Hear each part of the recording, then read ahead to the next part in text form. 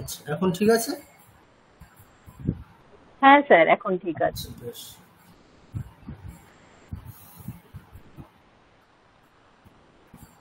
ওম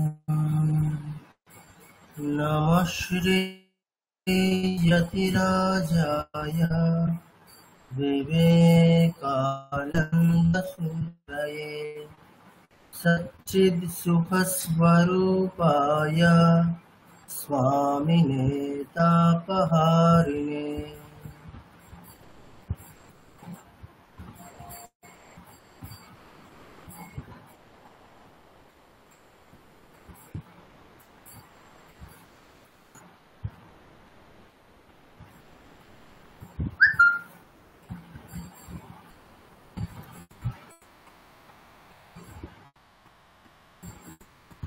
আচ্ছা, তো প্রত্যেকেই হোমওয়ার্ক পাঠিয়েছেন, মানে প্রায় বেশিরভাগ জনই হোমওয়ার্ক পাঠিয়েছেন। এবং তাদের মধ্যে কেউ কেউ অসাধারণ করেছেন, কিন্তু কমন মিস্টেক কিছু কিছু থেকে গেছে। আমি দেখলাম প্রত্যেকের প্রায় ওই জিহুয়া মূল্য আর উপধ্বনীয় একটু সমস্যা প্রত্যেকের রয়ে গেছে প্রায়। বাদ বাকি বেশিরভাগ জনের, মানে অনেক জনের ভালো হয়েছে, এবং কিছু জনের আর একটা সমস্যা দেখলাম, হ্রস্ব দীর্ঘ এরকম সমস্যা রয়েছে, হ্রস্ব দীর্ঘের সমস্যা এখনো মেটেনি। তাছাড়া বাদ বাকি মোটামুটি ঠিকই আছে। কয়েকজন খুব ভালো করেছে, যেমন আমাদের ঐশী খাড়া খুব ভালো হয়েছে। তাছাড়া আরো আচ্ছা, সোমা ম্যাডামের খুব ভালো হয়েছে। এছাড়া অনেকের মানে প্রায় দেখলাম ৬-৭ জন খুব ভালো করেছেন। আর বাদ বাকিদের একটু সমস্যা আছে। বেশি কমন মিস্টেক হচ্ছে আমাদের জিহু আমলি উপদ্মানীয়, ওই দুটো ঠিকঠাক হয়নি কারো তেমন একটা, মানে দু একজন ছাড়া। তো ঠিক আছে। আর আমাদের সেকেন্ড যে স্টাডি মেটেরিয়াল ছিল, ওখানে আমাদের কিছুটা অংশ বাকি রয়ে গেছে। তো আমরা আজকে ওগুলো দেখবো। আর স্টাডি মেটেরিয়ালে যা ছিল ওইগুলো নিয়ে কারো কোনো সমস্যা আছে, মানে যতটা হয়েছে সেখানে স্টাডি মেটেরিয়াল যা ছিল ওই অংশে যদি কারো কোনো সমস্যা থাকে একটু বলবেন। না হলে আমরা ওই সেকেন্ড স্টাডি মেটেরিয়ালের যেটুকু বাকি ছিল, যে অংশটুকু, ওইগুলো আমরা আজকে একটু দেখবো। কারো কোনো সমস্যা ছিল? স্যার, স্যার ঈপ্সিতা বলছিলাম। শুভ সন্ধ্যা। শুভ সন্ধ্যা। হ্যালো। হ্যাঁ, হ্যাঁ, ঈপ্সিতা শোনা যাচ্ছে, বলছিলাম। বলুন। অ্যাকচুয়ালি আগের দিনের ক্লাসটা তো করতে পারিনি, আমার শরীর খারাপ ছিল বলে, মানে আগের আগের দিন আর কি, আগের হ্যাঁ, আগের আমাকে বারে। লিখে দিয়েছেন, তো গ্রুপে লিখেছেন। হ্যাঁ, আপনি এই যে চ্যান্টিংটা যে মানে শিখিয়েছিলেন, অ্যাকচুয়ালি আমি ভীষণই সংস্কৃতে কাঁচা। তো আমি জানি আমার ওটা ভালো হয়নি, কিন্তু আমি আসলে চাইছিলাম কি, যদি আগের দিনের ওই ক্লাসটা পরে, মানে আজকের ক্লাস কমপ্লিট হয়ে যাওয়ার পরে যদি একটু সময় থাকে, একবার যদি একটু আপনি একটু রিভিশন করিয়ে দেন আর কি, তাহলে একটুখানি বুঝতে সুবিধা হয়। আপনার হ্যাঁ, রেকর্ডিংটা আমাদের আছে, রেকর্ডিং থেকে বুঝতে পারছি। তাও আর কি, যদি সময় থাকে তাহলে যদি একটুখানি আর কি দেখিয়ে দেন, মানে বলে দেন।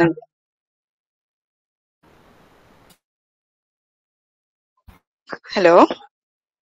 সমস্যা নেই। আপনার ভয়েসটা ব্রেক,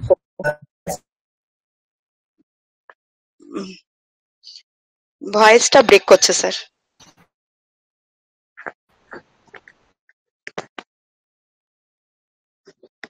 আমি শুনতে পাচ্ছি না, নাকি সবাই শুনতে পাচ্ছে না কি আপনারা জানি। হ্যাঁ, ওনার ভয়েসটা কেউ হ্যাঁ, ব্রেক ভয়েসটা ব্রেক করছে। করছে, তাই না? আমি ভাবলাম আমি শুনতে পাচ্ছি না বোধহয়। ভয়েসটা ব্রেক করছে স্যার আপনার। ও আচ্ছা, আচ্ছা।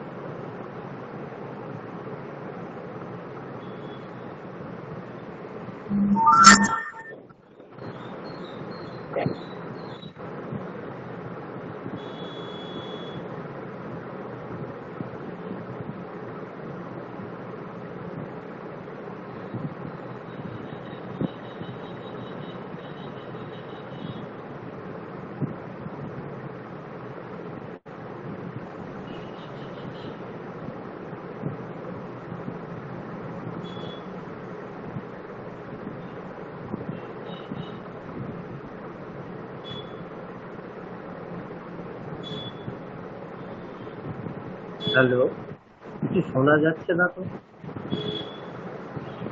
হ্যাঁ, কিছু হ্যাঁ শোনা কিছু যাচ্ছে না। শোনা যাচ্ছে না, স্যার বেরিয়ে গেছেন, মানে স্যার লেফট করেছেন দেখলাম। ও আচ্ছা হ্যাঁ, হ্যাঁ মনে হয় ওনার কিছু মানে হ্যাঁ ইয়ে প্রবলেম হচ্ছে আর কি। আচ্ছা ঠিক। হুম।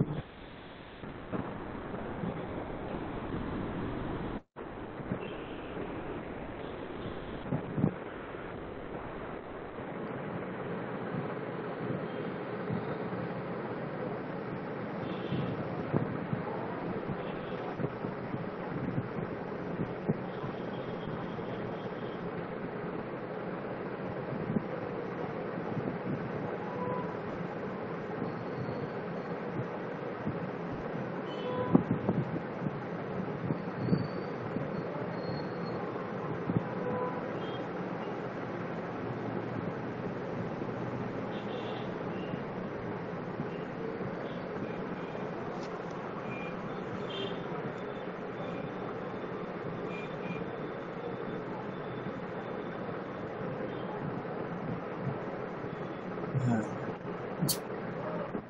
এখন শোনা যাচ্ছে স্পষ্ট?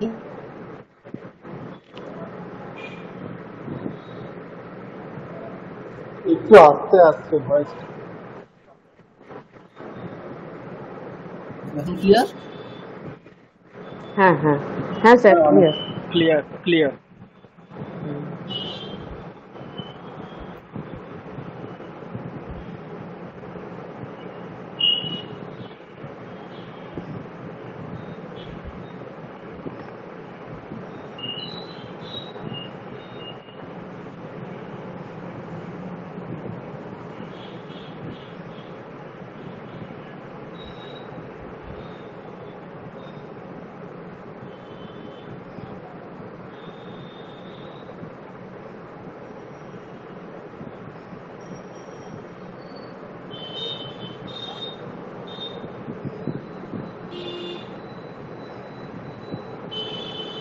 কিছু শোনা যাচ্ছে না স্যার, একটা আওয়াজ আসছে আচ্ছা ঠিক প্রচন্ড। আছে।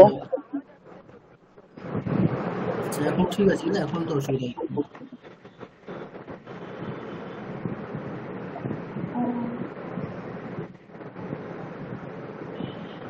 আমার একটু সমস্যা হচ্ছে আজকে। কারোর একটা মাইক্রোফোন অন থাকছে, এই জন্য একটা প্রবলেম হচ্ছে।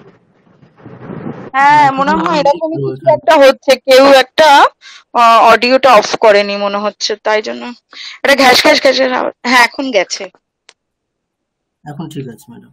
হ্যাঁ আওয়াজটা ঠিক আছে। আচ্ছা স্ক্রিন দেখা যাচ্ছে? হ্যাঁ হ্যাঁ দেখা হ্যাঁ যাচ্ছে। স্যার, দেখা যাচ্ছে।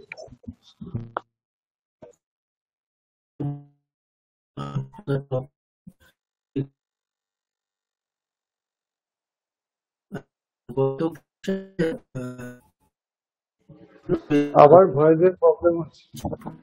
হ্যাঁ স্যার আপনার ভয়েসটা না ব্রেক করে করে আসছে, মানে শোনা যাচ্ছে না স্যার। টাওয়ারের কিছু বোধহয় প্রবলেম হচ্ছে। হতে পারে, আমি আসলে গ্রামে আছি, বেলুড় মঠে নেই এখন। কিন্তু এখন তো এখন ক্লিয়ার আছে, অনেকটা এখন সেই সাউন্ডটা আসছে না যেমনটা হচ্ছে। হ্যাঁ, এখন অনেকটা হ্যাঁ বেটার আছে। হ্যাঁ হ্যাঁ এখন ক্লিয়ার আছে, এখন ক্লিয়ার আছে। আচ্ছা ঠিক আছে, অসুবিধা নেই। আচ্ছা তো আমাদের স্টাডি মেটেরিয়ালটা কি পাওয়া যাবে?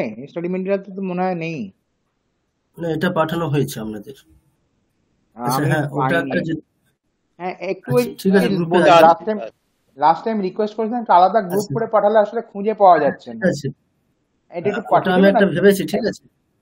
ওটা আমি একটা ভেবেছি যে আমরা একটা নতুন গ্রুপ করব, শুধুমাত্র আপনাদের হোমওয়ার্ক পাঠানোর জন্য একটা নতুন গ্রুপ করা হবে। আর হ্যাঁ যে হ্যাঁ, গ্রুপটা যেটাতে অলরেডি কিনা আছে একমাত্র আপনি শুধুমাত্র মেসেজ আমাদের, করতে পারবেন। হ্যাঁ, না আপনারাও করতে পারবেন, ঠিক আছে, অফিসিয়াল মেসেজ যদি কোনো প্রবলেম থাকে করতে না পারেন। না, তাহলে কি কিন্তু হবে, তাহলে মানে এই গ্রুপটা থাক, ওই মেসেজটাতে করলে ঠিক পরে আছে আমি তাই আপনার করতে পারি, ঠিক মেসেজগুলো ঢেকে যাবে, আপনার ইয়েগুলো মেটেরিয়ালস ইন্টারাকশন, গুলো দূরে চলে যাবে। ঠিক আছে ইন্টারাকশন এবং একেবারেই স্যার, ওই আমাদের ওই গ্রুপটাতে আপনি খালি পোস্ট করবেন। ঠিক আপনি ঠিক খালি পোস্ট করবেন এবং ক্লাসের লিংক আর আচ্ছা যা যা আপনার সিলেবাস, হোমওয়ার্ক, এগুলো সব পোস্ট করলে পরপর পরপর আমরা পেয়ে যাব। আচ্ছা আচ্ছা, ঠিক আছে। তাহলে নতুন যে গ্রুপটা করা হবে ওখানে শুধু ওটা ইন্টারাকশনের জন্য আর আপনাদের হোমওয়ার্ক পাঠানোর জন্য, ঠিক আছে? হ্যাঁ, আর এই গ্রুপটা তো আছে, এখানে আমাদের যা কোয়েরিজ আর আমরা যে এখানে গ্রুপটা আছে, পোস্ট করব। ঠিক আছে, বেশ বেশ।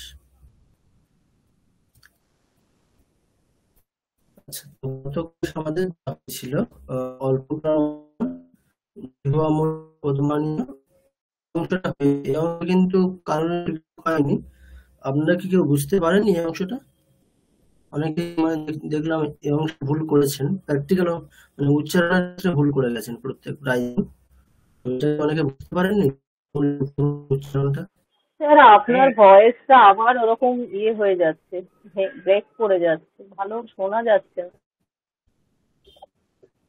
হ্যাঁ, এমনিতেই খুব আচ্ছা, ঠিক আসছে, আছে। তারপর হ্যাঁ ব্রেক করে স্যার যাচ্ছে। আপনার হ্যাঁ প্রবলেম আসছে স্যার আপনার। আচ্ছা, আপনারা একটু ওয়েট করুন, আমি তাহলে হেডফোন ইউজ করতে হবে।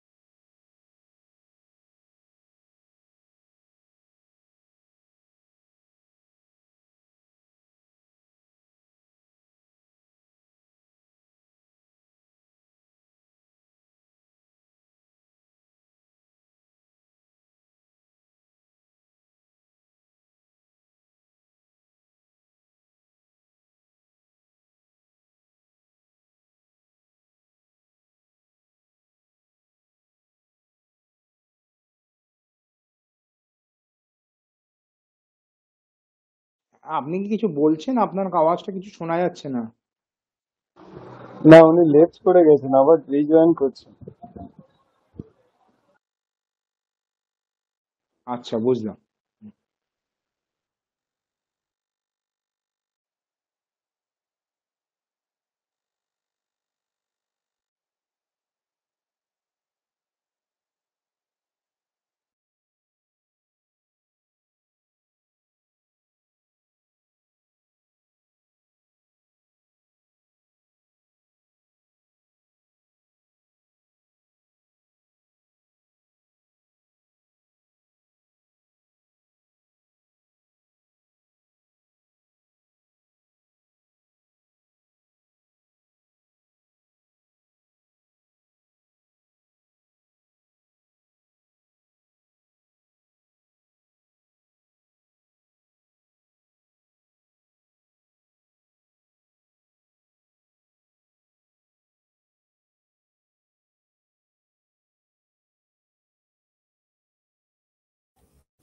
আচ্ছা, এখন কি সমস্যা ঠিক আছে?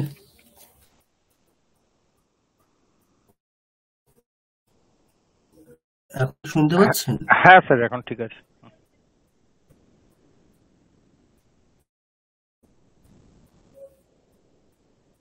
হ্যালো, হ্যাঁ স্যার হ্যাঁ শোনা স্যার, যাচ্ছে। শোনা যাচ্ছে। শোনা যাচ্ছে। হ্যাঁ, শোনা যাচ্ছে, এখন আপনার আওয়াজ শোনা যাচ্ছে।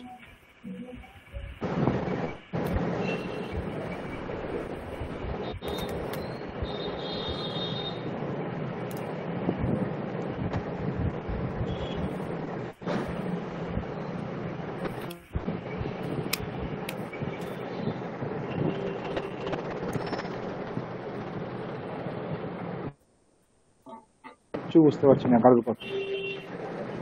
না, কেউ কোনো কথা বলছে না বোধহয় এখন।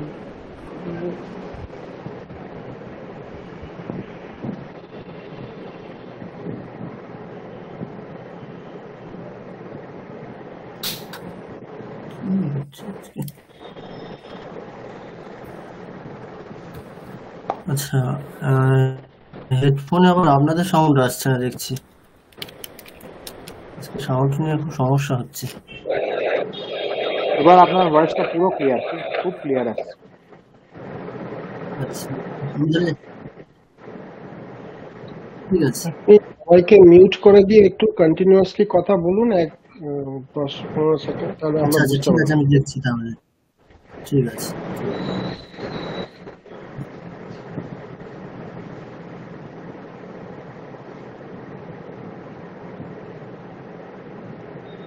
আচ্ছা, তো বিগত ক্লাসে আমাদের, আচ্ছা কল্যাণ, আমি বুঝতে দিই।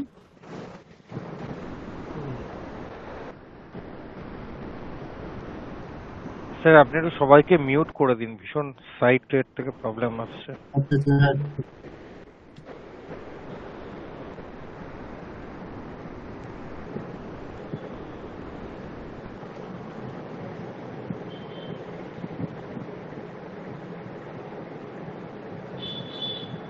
আচ্ছা, কল্যাণ শুনতে পাচ্ছি? কল্যাণী মানে কিন্তু হচ্ছেই না, মিউট করছি, মিউট। কি বলছেন স্যার? ও আচ্ছা কল্যাণ, ঠিক আছে।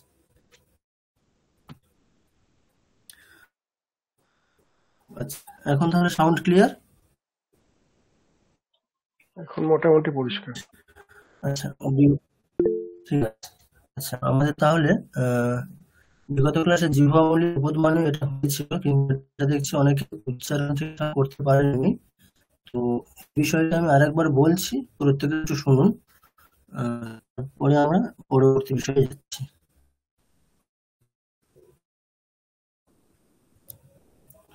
আচ্ছা দেখুন, এটা কি বিসর্গের উচ্চারণের ব্যতিক্রম নিয়মগুলোর মধ্যে, ঠিক আছে, এই নিয়মটা জিহ্বাবলী ও প্রথমনীয়, এই নিয়মটা। স্যার স্যার বোঝা যাচ্ছে না, সাউন্ড ঠিক আসছে না, তো কেটে যাচ্ছে। স্যার তো নেটওয়ার্ক কথাগুলো না আপনার কেটে কেটে যাচ্ছে, সত্যি কিছু বোঝাই যাচ্ছে না। জড়িয়ে যাচ্ছে, কেটে কেটে যাচ্ছে। আপনি একটু হ্যাঁ নেটওয়ার্ক জড়িয়ে যাচ্ছে, আমি নেটওয়ার্কেরই প্রবলেম আর কি, নেটওয়ার্কেরই প্রবলেম, তাই জন্যই ব্রেক করছে। হ্যাঁ, কারণ এই ইপসিতা ম্যামের কথাটা পুরো পরিষ্কার আসছে। ওই নেটওয়ার্ক স্যার যেখানে আছে ওখানে ভালো করে নেটওয়ার্ক আসছে না আমার মনে হয় আর কি। একদম। আপনি কোনো ফাঁকা জায়গায় রয়েছেন? কারণ একটু ভালো Hello? জায়গায় এসে ক্লাসটা করালে সবারই সুবিধা হয়। হ্যাঁ, একটু ফাঁকা জায়গায় নেটওয়ার্কের সবার আওয়াজই সমস্যা বোঝা হয়। যাচ্ছে, সবার আওয়াজই ভালোই আসছে, স্যার যখন বলছেন কেটে কেটে যাচ্ছে। ফাঁকা জায়গায় একটু নেটওয়ার্ক প্রবলেম হয়।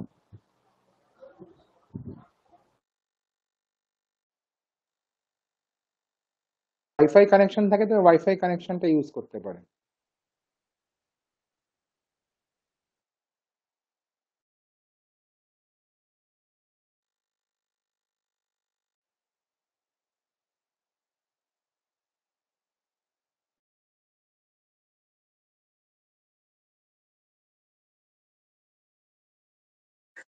স্যার আবার বেরিয়ে গেছেন।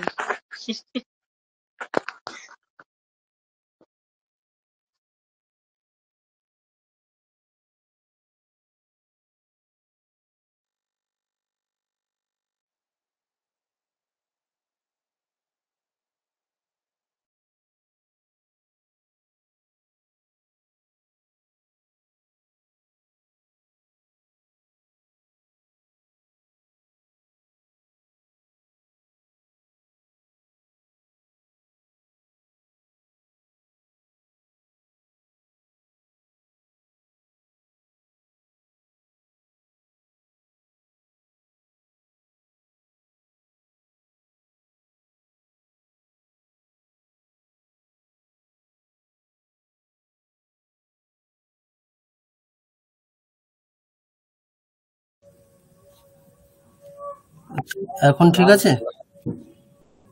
হ্যাঁ, আপাতত তো ঠিক আছে। আপনি একটু কন্টিনিউয়াসলি কথা বললে বোঝা যাবে। আচ্ছা আচ্ছা, আজকে আর এত নেটওয়ার্কের সমস্যা হচ্ছে। আচ্ছা বেশ, আমি কন্টিনিউ করছি, অসুবিধা হলে বলবেন। একদম।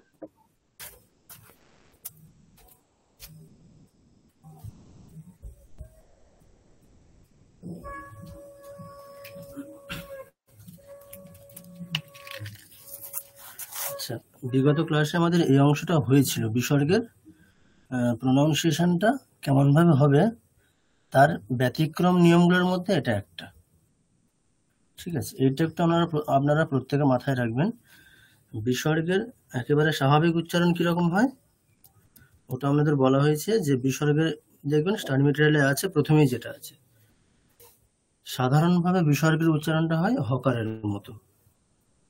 ঠিক আছে, এইবারে বিসর্গের উচ্চারণের ব্যতিক্রম বলতে ব্যতিক্রম সেটা কোথায় হয়?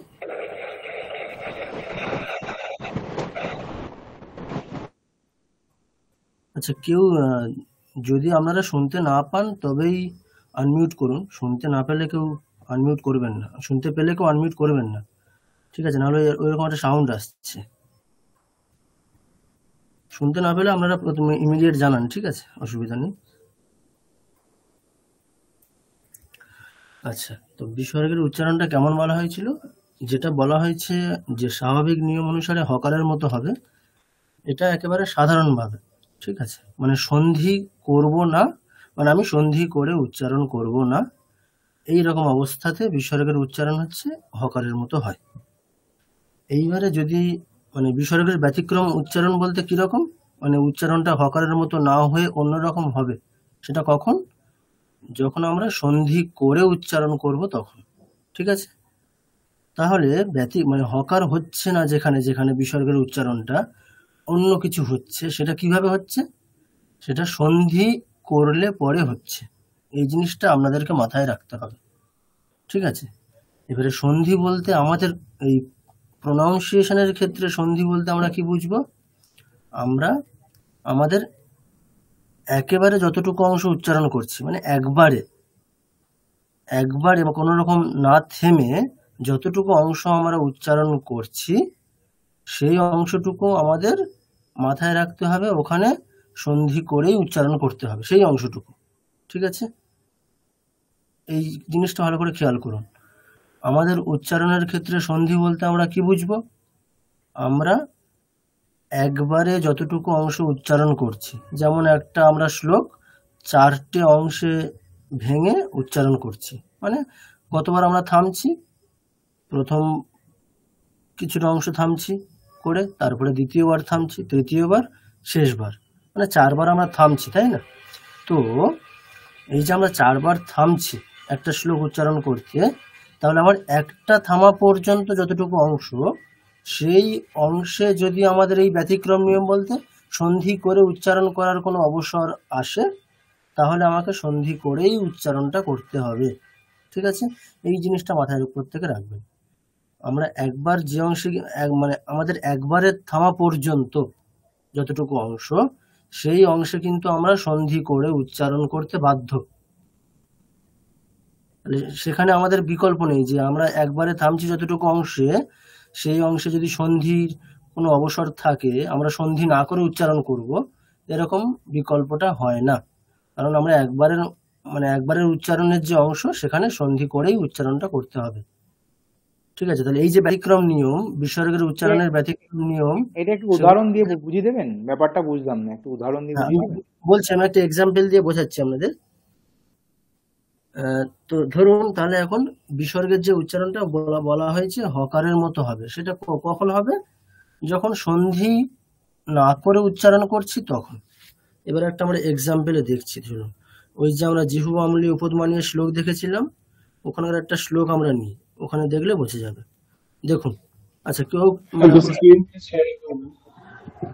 প্রত্যেকে ক্লিয়ার শুনতে পাচ্ছেন আপনারা? ও আচ্ছা, স্ক্রিন শেয়ার করেন না? হ্যাঁ হ্যাঁ, শুনতে পাচ্ছি। আজকে এতবার আমরা মানে রিজয়েন করেছি।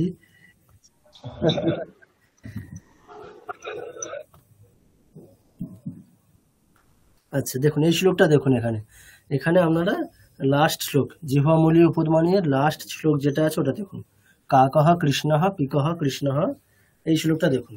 আচ্ছা, আপনারা বলুন, একজন কেউ আনমিউট করে বলুন, এই শ্লোকে আমরা 4বার থামছি উচ্চারণ করতে গিয়ে, সেই থামাগুলো কোথায় কোথায় হচ্ছে? একটা থামা হচ্ছে কাকহ কৃষ্ণঃ পিকহ কৃষ্ণঃ, ওখানে থামছি আমরা, তাই তো? দ্বিতীয় অংশ কো ভেদঃ পিক কাকয়োঃ, বসন্তকালে সম্প্রাপ্তে, এখানে থামছি। তারপরে কা কাহা পিকহ এটা একটা অংশ। এই হচ্ছে আমাদের 4টে অংশ। এবারে দেখুন প্রথম যতটুকু অংশ আছে, প্রথম কতটুকু অংশ আছে, কা কাহা কৃষ্ণাহা পিকহ কৃষ্ণাহা, ওখানে কটা বিসর্গ আছে ওই অংশে মোট? 4টে। 4টে বিসর্গ হ্যাঁ আছে। 4টে। দেখুন 4টে বিসর্গ আছে, প্রথম 3টে সন্ধি হবে, 4 নম্বরটা হবে না। হ্যাঁ 4 নম্বরটা হবে না কেন? আচ্ছা কেউ একজন মিউট করুন, ঠিক আছে? আচ্ছা কল্যাণী ম্যাডাম আপনি প্লিজ, আপনি আনমিউট করলেই শব্দটা হচ্ছে, আচ্ছা ঠিক আছে? তো দেখুন তাহলে আমি কি বলেছি, আমরা একবার মানে একবারে থামা পর্যন্ত যতটুকু অংশ, সেই অংশে যদি সন্ধির অবসর থাকে সন্ধিটা করেই আমরা উচ্চারণটা করব, এটাই করা উচিত, এটাই নিয়ম। তাহলে প্রথম যে বিসর্গ আছে, তারপরে ক্রি আছে, কৃষ্ণ ক আছে, তাহলে বিসর্গের উচ্চারণের একটা ব্যতিক্রম নিয়ম কি আছে, ক এবং খ থাকলে, বিসর্গের পরে ক এবং খ থাকলে, বিসর্গের পরে প এবং ফ থাকলে আমরা ওই জিহুয়া মূলীয় উপদমানীয় ওই রকমটা করব। এরকম একটা নিয়ম আমরা দেখেছি বিসর্গের উচ্চারণের ব্যতিক্রম নিয়মগুলোর মধ্যে একটা দেখেছি এটা। তাহলে সেই নিয়মটা এখানে আমরা মানে কি করব, মানে প্রযুক্ত করব এখানে, ঠিক আছে? কেননা পরে ক আছে, তারপরে কৃষ্ণহা পিকাহা, বিসর্গের পরে প আছে, তাহলে এখানেও সেই বিসর্গের যে নিয়মটা সেটা আসবে, পিকাহা কৃষ্ণহা, ককারের আগে বিসর্গ আছে, এখানেও একই নিয়ম। কিন্তু কৃষ্ণহা এই যে অংশটা দেখুন, এখানে বিসর্গ আছে, তারপরে কিন্তু কো ভেদহা ককার আছে, কিন্তু এখানে আমরা সন্ধি করে উচ্চারণ করব না, মানে ওই জিহুয়া মূলীয় উপদমানের ব্যাপারটা এখানে প্রযোজ্য হবে না। কেন হবে না? কেন না, কৃষ্ণ হয় এই পর্যন্ত আমরা থেমে যাচ্ছি, তাহলে আমাদের একবারে থামার মধ্যে এই বিসর্গের পরে কিন্তু ককার পাচ্ছি না। কন্ডিশন কি আছে, বিসর্গের পরে ক এবং খ, প এবং ফ থাকলেও এরকম জিহুয়া বলিয়ে উপদমানীয়টা হয়, কিন্তু এই যে বিসর্গের পরে যে কো ভেদাহা ককার আছে, কিন্তু এই ককারটা কি ওই একবারের অংশের মধ্যে নেই, মানে এই বিসর্গের সঙ্গে পরের ককারটার কোনো সন্ধি নেই, সম্বন্ধ নেই, আলাদা হয়ে গেছে এরা। তাহলে যখন মানে সন্ধি কখন হবে, যখন একসাথে আছে তখন, যখন আলাদা হয়ে গেছে তখন ওই সন্ধির ব্যাপারটা এখানে আসবে না। আচ্ছা তাহলে এখানকার যে বিসর্গটা সেটা কিরকম উচ্চারণ হবে, একেবারে অসম। সাধারণ নিয়ম যেটা আছে, কি হকারের মতো হয় সেটা। তাহলে সন্ধি ছাড়া বিসর্গের উচ্চারণটা কেমন হয়, হকারের মতো। আর সন্ধি করলে বিসর্গের উচ্চারণটা চেঞ্জ হয়, সেটা কন্ডিশন আছে যে পরে এই বর্ণ থাকতে হবে তবে এরকম হবে, পরে যদি এই বর্ণগুলো না থাকে তখন কি হবে, বিসর্গের উচ্চারণটা যেমন অ্যাজ ইউজুয়াল হয় কি হকারের মতো তেমনটা হবে, ঠিক আছে? এখানে বিসর্গ প্লাস ক ক হলে কি হবে, কি সন্ধি কিরকম হবে? ওই আমাদের বলা হচ্ছে জিহুয়া মূল্য উপদমানীয়টা হবে এখানে। যেমন না মানে এটা আমি তো আগে দিকটা করিনি, একটু বুঝতে আচ্ছা আপনি পারছি না। ক্লাসটা করেন, আচ্ছা ঠিক আছে, আমি ওটা যাচ্ছি নিয়মটা। তাহলে এই যে ব্যাপারটা যেটা বললাম, মানে সন্ধি করে উচ্চারণ আর সন্ধি না করে উচ্চারণ, এই ব্যাপারটা ক্লিয়ার হয়েছে? হ্যাঁ মানে হয়েছে। একবারের অংশের মধ্যে আমাদেরকে মানে যদি সন্ধির অবসর থাকে, সন্ধিটা করে উচ্চারণটাই করবো আমরা, ঠিক তাহলে আছে? স্যার হ্যাঁ, তাহলে স্যার পরের একটা লাইনটা জিজ্ঞাসা ছিল। হ্যাঁ বলুন। হ্যাঁ স্যার, বলছি যে এই শ্লোকগুলোতে আমি যে জায়গায় থামছি সেটা আপনি বলে দিলেন বলে আমরা বুঝতে পারলাম, তাহলে কোথায় আমরা থামবো, মানে পথটা আমি মানে সব শ্লোকের ক্ষেত্রেই কি একই নিয়ম হবে, মানে আচ্ছা বুঝবো আমি কি বলছি, করে? ঠিক আছে। হ্যাঁ আমাদের এই যে শ্লোকগুলো আছে, গুড কোশ্চেন। শ্রীমদ্ ভগবদ গীতা এটা ঠিক এবং বলছেন। শ্রীমদ্ ভগবদ গীতার শ্লোক, এবং মানে বেশিরভাগ শ্লোক মোটামুটি অনুষ্টুপ ছন্দেই থাকে। অনুষ্টুপ ছন্দ বলতে ওখানে টোটাল আমাদের 32টা অক্ষর থাকবে, ঠিক আছে? আপনারা যদি এই শ্লোকগুলো খেয়াল করেন, প্রত্যেকটা দেখবেন কাউন্ট করে প্রত্যেকটাতে 32টা করে অক্ষরই আছে, ঠিক আছে? তো 32টা অক্ষর আমরা যদি তাহলে আমরা কবার থামছি, 4 বার, 4 দিয়ে ভাগ করলে কটা করে পাচ্ছি, 4 8 32, তাহলে আমরা 8 নম্বর অক্ষরে থামছি প্রত্যেকবারে, তাহলে 8-এ গিয়ে থামছি আমরা, 8 8 8 8, ঠিক আছে? এটা হচ্ছে টেকনিক্যাল। মানে 8 নম্বর মাত্রায় থামছে, এখানে যুক্তাক্ষর ধরতে হবে, তাই তো? আমরা 8 নম্বর অক্ষরে অক্ষরে, গিয়ে থামছি। এবারে এই অক্ষর মাত্রায় কাউন্ট নয়, করাটা, অক্ষরে। অক্ষর কাউন্ট করাটা আমরা ছন্দ যখন আমরা একটু আমাদের সিলেবাসে একটু ছন্দ আমরা দেখবো, ছন্দের বিষয়টা, ছন্দ যখন আমরা শিখবো তখন এই অক্ষর কাউন্টিংটা আমরা শিখে যাব মোটামুটি। তাহলে দেখুন আর এটা টেকনিক্যালি এটা, কিন্তু এবারে যদি আপনারা আমাদের এই যে চ্যান্টিং বা এই শ্লোকগুলো পড়ছি, অনুষ্টুপের শ্লোকগুলো যে সুরে আমরা পড়ছি, ওই সুরটা যদি একটু মোটামুটি রপ্ত করেন, দেখবেন অটোমেটিক্যালি আপনি ওই ওই সুরের তালেতেই আপনি ওখানে গিয়েই থামছেন। আপনাকে আলাদা করে কাউন্ট করে থামতে হচ্ছে না, কিছু করতে হচ্ছে না। আমি আমি আমি আপনি আমি আমি যদি এই গীতা শ্লোকটা পড়ি, এই এই মানে সরি, এই যে সুভাষিতটা যদি পড়ি, ওই সুরে যদি পড়ি, আমি অটোমেটিক্যালি ওখানে গিয়েই থামবো, আটে গিয়েই থামবো। মানে আমি নয়ে গিয়ে থামলে আমি বুঝতেই পারবো যে আমার সুরটা ঠিক হয়নি। সাথে গিয়ে থামলে আমি বুঝতেই পারবো যে আমার সুরটা ঠিক হয়নি। ঠিক আছে, ওই সুরটা একটু রপ্ত হলে অটোমেটিক্যালি আপনি দেখবেন আটে গিয়েই থামছেন প্রত্যেকটাতে। দেখুন কা কা কৃষ্ণ পিকা, থেমে গেলেন, মানে আমাদের দেখুন সুরটা কমপ্লিট নেই। কা কা কৃষ্ণ পিকা কৃষ্ণ, অটোমেটিক্যালি সুরের কারণে ওখানে গিয়েই থামবো আমরা। কোভেদপিকা কাকয়োঃ বসন্তকালে সম্প্রাপ্তে কাকঃ কাকঃ পিকঃ পিকঃ। ঠিক আছে, তো আপাতত যদি আপনাদের অসুবিধা হয়, ওই 8টা করে কাউন্ট করে আপনারা থামবেন। এবার এই কাউন্টিংটা আমি মোটামুটি শিখিয়ে দিচ্ছি কিরকম হবে। কাউন্টিংটা কিরকম হবে, মোটামুটি ধরে রাখুন ইংরেজিতে যেরকম হয় না, সিলেবেল, মানে একবারের উচ্চারণের ক্ষুদ্রতম অংশ যেটা আমরা বলি, মানে উচ্চারণের যোগ্য হ্যাঁ স্যার। ক্ষুদ্রতম অংশ। ঠিক আছে, আপাতত আমরা এরকম ভাবে বুঝলেই হবে, মানে উচ্চারণের যোগ্য ক্ষুদ্রতম অংশই একটা করে অক্ষর বলে বিবেচিত হবে। মোটামুটি এরকম একটা ধরলে আপাতত হবে। দেখুন কা কাহা, এখানে কা কাহা এই অংশে, এই শব্দে উচ্চারণের যোগ্য ক্ষুদ্রতম অংশ কটা আছে? কা আর আমি কহ। শুধুমাত্র যদি কা কাহা দুটো আছে। নেক্সট কৃষ্ণ কটা আছে? দুটো। দুটো আছে। আমি কিন্তু ক আলাদা করে উচ্চারণ করতে পারবো না, না। ক আলাদা করে রি আলাদা করে পারবো না, তাহলে দুটো উচ্চারণ আছে, কৃষ্ণ। তারপরে পি কাহা দুটো আছে, তারপরে কৃষ্ণ দুটো আছে, তাহলে 2 2 2 2 8। ঠিক আছে, আপাতত আপনারা যদি অসুবিধা আপনারা ফিল করেন, তো সেক্ষেত্রে আপনারা এইরকম মানে উচ্চারণের যোগ্য ক্ষুদ্রতম অংশ যতগুলো পাবেন, সেটা এক একটা অক্ষর বলে বিবেচিত হবে, এবং এইরকম 8টা অক্ষর কাউন্ট করে আপনারা সেখানে থামবেন। ঠিক আছে স্যার।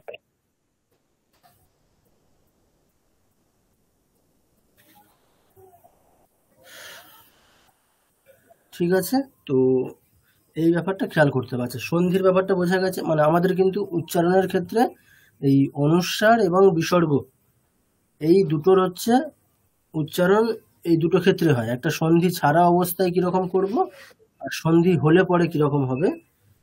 এই যত উচ্চারণের গন্ডগোল হচ্ছে এই দুটো জায়গাতে, বিসর্গ আর অনুস্বার, এই সন্ধি ছাড়া সন্ধি করে।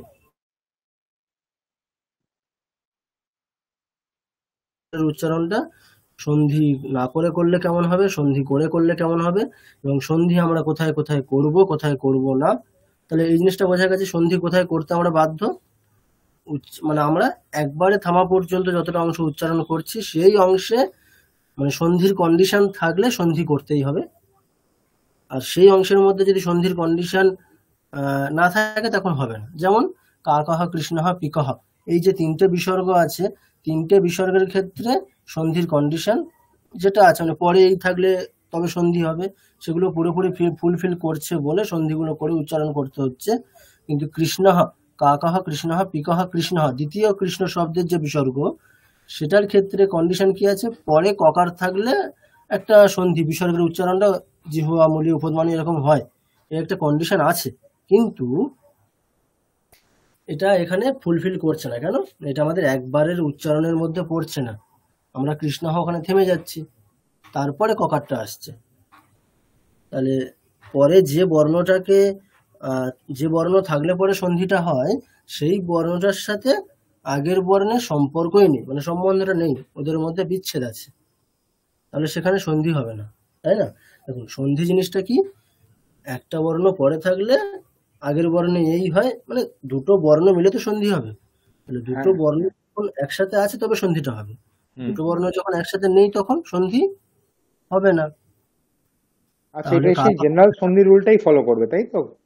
হ্যাঁ, হুম হুম। মানে সন্ধি নিয়মটা মানে সাধারণ নিয়মে তাই যে দুটো বর্ণের মধ্যে যদি আহ, সম্বন্ধ থাকে তবেই সন্ধি হবে, আচ্ছা মানে যুক্ততা থাকে। এখানে প্রথম তিনটে বিসর্গ, তারপরের যে বর্ণ, বিসর্গ এবং পরের বর্ণ দুজনের মধ্যে সম্পর্ক আছে, সম্বন্ধ আছে বলে সন্ধি করে উচ্চারণ করছি, মানে একবারের অংশের মধ্যে পড়ছে আমাদের। কিন্তু চতুর্থ যে বিসর্গ আছে, তারপরের যে বর্ণ, এই দুটোর মধ্যে সম্বন্ধ নেই, বিচ্ছেদ আছে।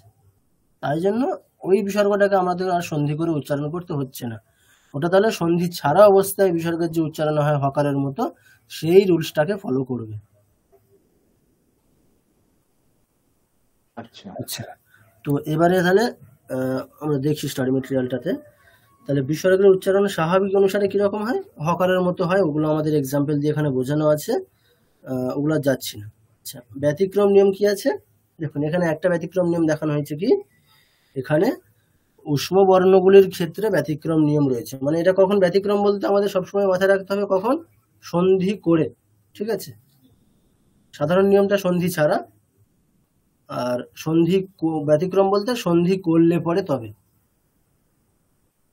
দেখুন তাহলে ব্যতিক্রম নিয়ম রয়েছে কি না, বিসর্গের পরে যদি তিনটে সকার, উষ্ম বর্ণ বলতে তিনটে সকার, আর হকারটা আছে কিন্তু হকারটা আপাতত বাদ, তাহলে কোন তিনটে বর্ণ, তিনটে স, স, স, স, এই তিনটি বর্ণের কোনো একটি থাকে, তাহলে বিসর্গটি হকারের মতো উচ্চারিত না হয়ে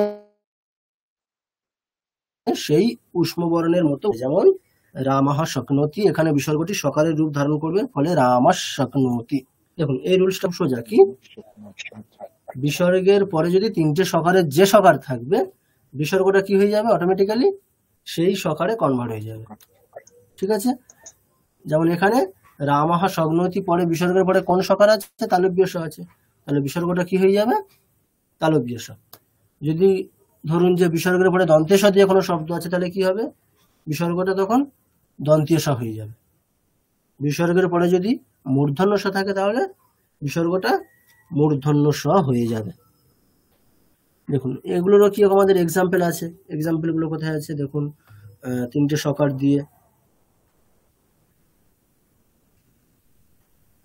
দেখুন, এখানে দেখুন স, স, স, দেখুন এখানে শ্রীদাহ শ্রীসহ, এখানে দেখুন আমাদের প্রথম অংশ কতটুকু, শ্রীদাহ শ্রীসহ শ্রীনিবাসহ, এই হচ্ছে আমাদের এখানে থামছি আমরা, প্রথম অংশ হচ্ছে শ্রীনিবাসহ এই পর্যন্ত। এখানে দেখুন তাহলে সন্ধি কোথায় কোথায় করব আমরা, মানে এই যে নিয়মটা, সেটা মানে তিনটে বিসর্গ আছে তো পরপর, তাহলে কোন প্রথম দুটো বিসর্গে কিন্তু সন্ধিটা হবে, মানে কি হবে, শ্রীদাহ যে বিসর্গটা সেটা কি হয়ে যাবে, পরে তালব্য আছে তাহলে তালব্য হয়ে যাবে, শ্রীদাস শ্রী সাহা। তারপরে কি আছে, শ্রী সাহা বিসর্গের পরে তালব্য আছে, তাহলে ওটাও কি হয়ে যাবে, তালব্য হয়ে যাবে, শ্রীদাস শ্রী নিবাসা। এইবারে দেখুন নিবাসহ যে বিসর্গ আছে তারপরে তালব্য আছে, কিন্তু এই শ্রীনিবাসহ বিসর্গের পরে যে তালব্য আছে, এই দুটোর মধ্যে কি সন্ধি আছে না, একটাতে আমরা এই বিসর্গে থেমে যাচ্ছি, পরেরটা শুরু করছি, তাহলে একটা শেষ একটা শুরু, তাহলে এই দুজনের কোনো সম্পর্ক নেই, মানে বর্ণের কন্ডিশন আছে, বর্ণ পাশাপাশি আছে, কিন্তু দুটো বর্ণের মধ্যে সন্ধি নেই, বিচ্ছেদ আছে। তাহলে এখানে তাহলে আমাদের নিয়ম যেটা, সেটা আমাদের ফলো করতে হবে না। তাহলে স্বাভাবিক যেটা নিয়ম আছে কি, বিসর্গের উচ্চারণটা হকারের মতো হবে, সেটা এখানে করতে হবে। তাহলে কেমন হবে, শ্রী নিবাসহ, তাই না, এরকম হবে। আচ্ছা বোঝা যাচ্ছে, বাকিরা বুঝতে পারছেন? হ্যাঁ, খটা একটু বুঝিয়ে দিন। আচ্ছা আরেকবার বলুন। এই ক আর খটাও একটু বুঝিয়ে দিন। হ্যাঁ ঠিক আছে, আমরা এবার এটাতে যাবো এবারে, ঠিক আছে। তাহলে এটা বোঝা গেছে। আচ্ছা এটা তাহলে বিসর্গের ব্যতিক্রম নিয়মগুলোর মধ্যে এটা একটা। আরেকটা কি আছে, মানে সন্ধি করে উচ্চারণ করলে সেটা হচ্ছে ক, খ আর প, ফ। দেখুন প্রথম নিয়মটা কি আছে, ককার এবং খকারের পূর্বে বর্তমান অর্ধ বিসর্গকে জিহ্বামূল্য বলা হয়। দেখুন আমি পুরোপুরি পড়ছি, ভালো করে দেখুন, স্পষ্ট লেখা আছে, বুঝতে পারবেন। সন্ধির মাধ্যমে ককার এবং খকারের পূর্বের বিসর্গের এই দশা হয়, যা জিহ্বামূল্য নামে পরিচিত। এটার উচ্চারণ অর্ধেক খকারের ন্যায় হয়ে থাকে। দেখুন, বিসর্গের পরে যদি ক এবং খ থাকে তাহলে কি হবে? খ হয়। সেই বিসর্গটা একটা সন্ধি হয়, সন্ধি হয়ে বিসর্গটা মানে অর্ধ বিসর্গ হয়ে যায়। আমাদের অত টেকনিক্যাল জিনিস না জানলেও হবে। ক এবং খকারের পূর্বে বিসর্গের যদি সন্ধি করে উচ্চারণ করতে হয়, উচ্চারণটা কেমন হবে? অর্ধেক খকারের মতো হবে। এবারে পুরো খকারের উচ্চারণটা কেমন হয়? ক খ। অর্ধেক খকার বলতে দেখুন ক খ, আমরা যখন ক বর্গের বর্ণগুলো উচ্চারণ করি, আমাদের ক বর্গের উচ্চারণ স্থান কি? কণ্ঠ। ঠিক আছে, একেবারে ভিতরের দিক থেকে উচ্চারিত হয়, মানে আমাদের কি বলবো, মানে গলার উপরের দিকে, গলার শেষ মুখের শুরু ওই অংশে মোটামুটি ক বর্গের উচ্চারণটা হয়। দেখুন ক খ, তাই না? তো ওখানে ক বর্গের বর্ণ যখন আমরা উচ্চারণ করি, দেখুন আমাদের পুরোপুরি একেবারে মুখটা পুরোপুরি বিবৃত হয়ে যায়, মানে খুলে যায়, ক খ, তাই না? তাহলে অর্ধ খকারের উচ্চারণটা আমরা কি করে করতে পারি? মোটামুটি এটা যদিও মানে টেকনিক্যালি দেখতে গেলে এটা শুধুমাত্র উচ্চারণ করা যায় না, মানে অর্ধ খকার উচ্চারণ করে দেখাও এইরকম, মানে শুধুমাত্র অর্ধেক খকারের উচ্চারণটা ঠিক টেকনিক্যালি করা যায় না। এটা ওই সন্ধি করে করলেই তবে বোঝা যায়। ঠিক আছে, মানে টেকনিক্যালি যেমন আমাদের বলা হয়েছে না যে ওই আমাদের দেখবেন প্রথমবারে যখন উচ্চারণ একটু শেখানো হয়েছিল, ওই 3টে সকার, যে বর্ণগুলো মোটামুটি আমাদের বাংলাতে একই রকম করি, কিন্তু সংস্কৃতে যেহেতু আলাদা আলাদা হয় তো উচ্চারণগুলো, 3টে সকার, 2টো বকার ইত্যাদিগুলো, ওগুলোর অভ্যাসটা আমাদের বলা হয়েছিল কিভাবে? যে শুধুমাত্র ওই বর্ণের উচ্চারণটা অভ্যাস করবেন না, বাকি বর্গীয় বর্ণগুলো সাহায্য নিয়ে করবেন, তাই না? এরকম একটা বলা হয়েছিল। তাহলে এটাও তাই ঠিক, অর্ধেক খকারের উচ্চারণটা টেকনিক্যালি শুধুমাত্র করা যায় না, মানে শুধুমাত্র অর্ধেক খকারের উচ্চারণ করে দেখাও বললে ওটা করে দেখানো যায়, ঠিক ওরকমটা হয় না। সন্ধি করে করলে তবেই মোটামুটি ওটার একটা উচ্চারণ, মানে একটা আউটপুট আসে আর কি। কিন্তু টেকনিক্যালি বলতে গেলে কি, আমরা যদি তবুও করতে চাই কিরকম হবে, পুরোপুরি খকারের উচ্চারণ, মানে পূর্ণ খকারের উচ্চারণটা কেমন করতে হয়? টেকনিক্যালি আমাদের মুখের যেরকম আর কি মানে অঙ্গভঙ্গি বা স্থানগুলো যেমন হয় কি, মুখটা পুরোপুরি খুলে যায়, ক খ, আমরা মুখটা একটু বন্ধ করে, মানে পুরোপুরি বন্ধ না করেও একটু, মানে যতটা পুরোপুরি খুলে যায় তো ওটা একটু বন্ধ রেখে যদি একটা খকার উচ্চারণ করার চেষ্টা করি, ঠিক তেমনটা বলতে পারেন টেকনিক্যালি, একটু হতে পারে, মানে খ খ এরকম, মানে মুখটা বন্ধ করে। ঠিক আছে, কিন্তু ওই অন্যান্য মানে সন্ধি করে উচ্চারণ করলে তবে ক্লিয়ার হয়। আচ্ছা, আরেকটা কি আছে? পকার এবং ফকার। বিসর্গের পরে যদি পকার এবং ফকার থাকে তাহলে সেই বিসর্গের উচ্চারণটা কেমন হবে? সন্ধি করে কিন্তু, ঠিক আছে, এই জিনিসটা মাথায় রাখতে হবে। কেমন হবে? অর্ধেক, ওটা ছিল অর্ধেক খকার, এখানে অর্ধেক ফকার। ঠিক আছে, আচ্ছা এক্সাম্পল দেখুন, ওখানে ওই যে শ্লোকটা ছিল আমাদের কা কাহা, ওই যে শ্লোকটা ছিল ওই শ্লোকটা আমরা দেখবো। দেখুন দেখুন এখানে দেখুন, প্রথম 3টের ক্ষেত্রে কি আছে? প্রথমটার ক্ষেত্রে কা কাহা, তারপরে ককার আছে, তাহলে কি হবে? বিসর্গের উচ্চারণটা অর্ধেক খকারের মতো হবে। দ্বিতীয়টার ক্ষেত্রে কৃষ্ণহ পিকহ, পরে প আছে, তাহলে বিসর্গের উচ্চারণটা কেমন হবে? ফকারের মতো হবে, অর্ধেক ফকার। ঠিক আছে, তারপরে তৃতীয় বিসর্গ যেটা আছে সেটার ক্ষেত্রে ক আছে, মানে অর্ধেক খকার, কেমন হবে?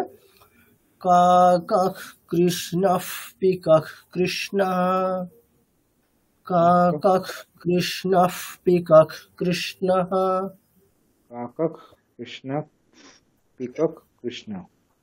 হ্যাঁ, ঠিক আছে, এবারে এটা একটু প্রথম প্রথম সমস্যা হবে, একটু বারবার একটা রিপিট করলে অসুবিধা হবে। কাক কৃষ্ণ পিকক কৃষ্ণ। আচ্ছা আচ্ছা, এই জিনিসটা তাহলে ক্লিয়ার হয়েছে, মানে টেকনিক্যাল জিনিসটা ক্লিয়ার হয়েছে। এবারে আপনাদের বারবার অভ্যাস করতে হবে, হ্যাঁ প্র্যাকটিস করতে হবে। হ্যাঁ, দেখুন দেখুন আমি এক কাজ করে আমি প্রথম 3টে শ্লোক একবার পড়ছি, একটু শুনুন, তাহলে মানে একটু সুবিধা হবে।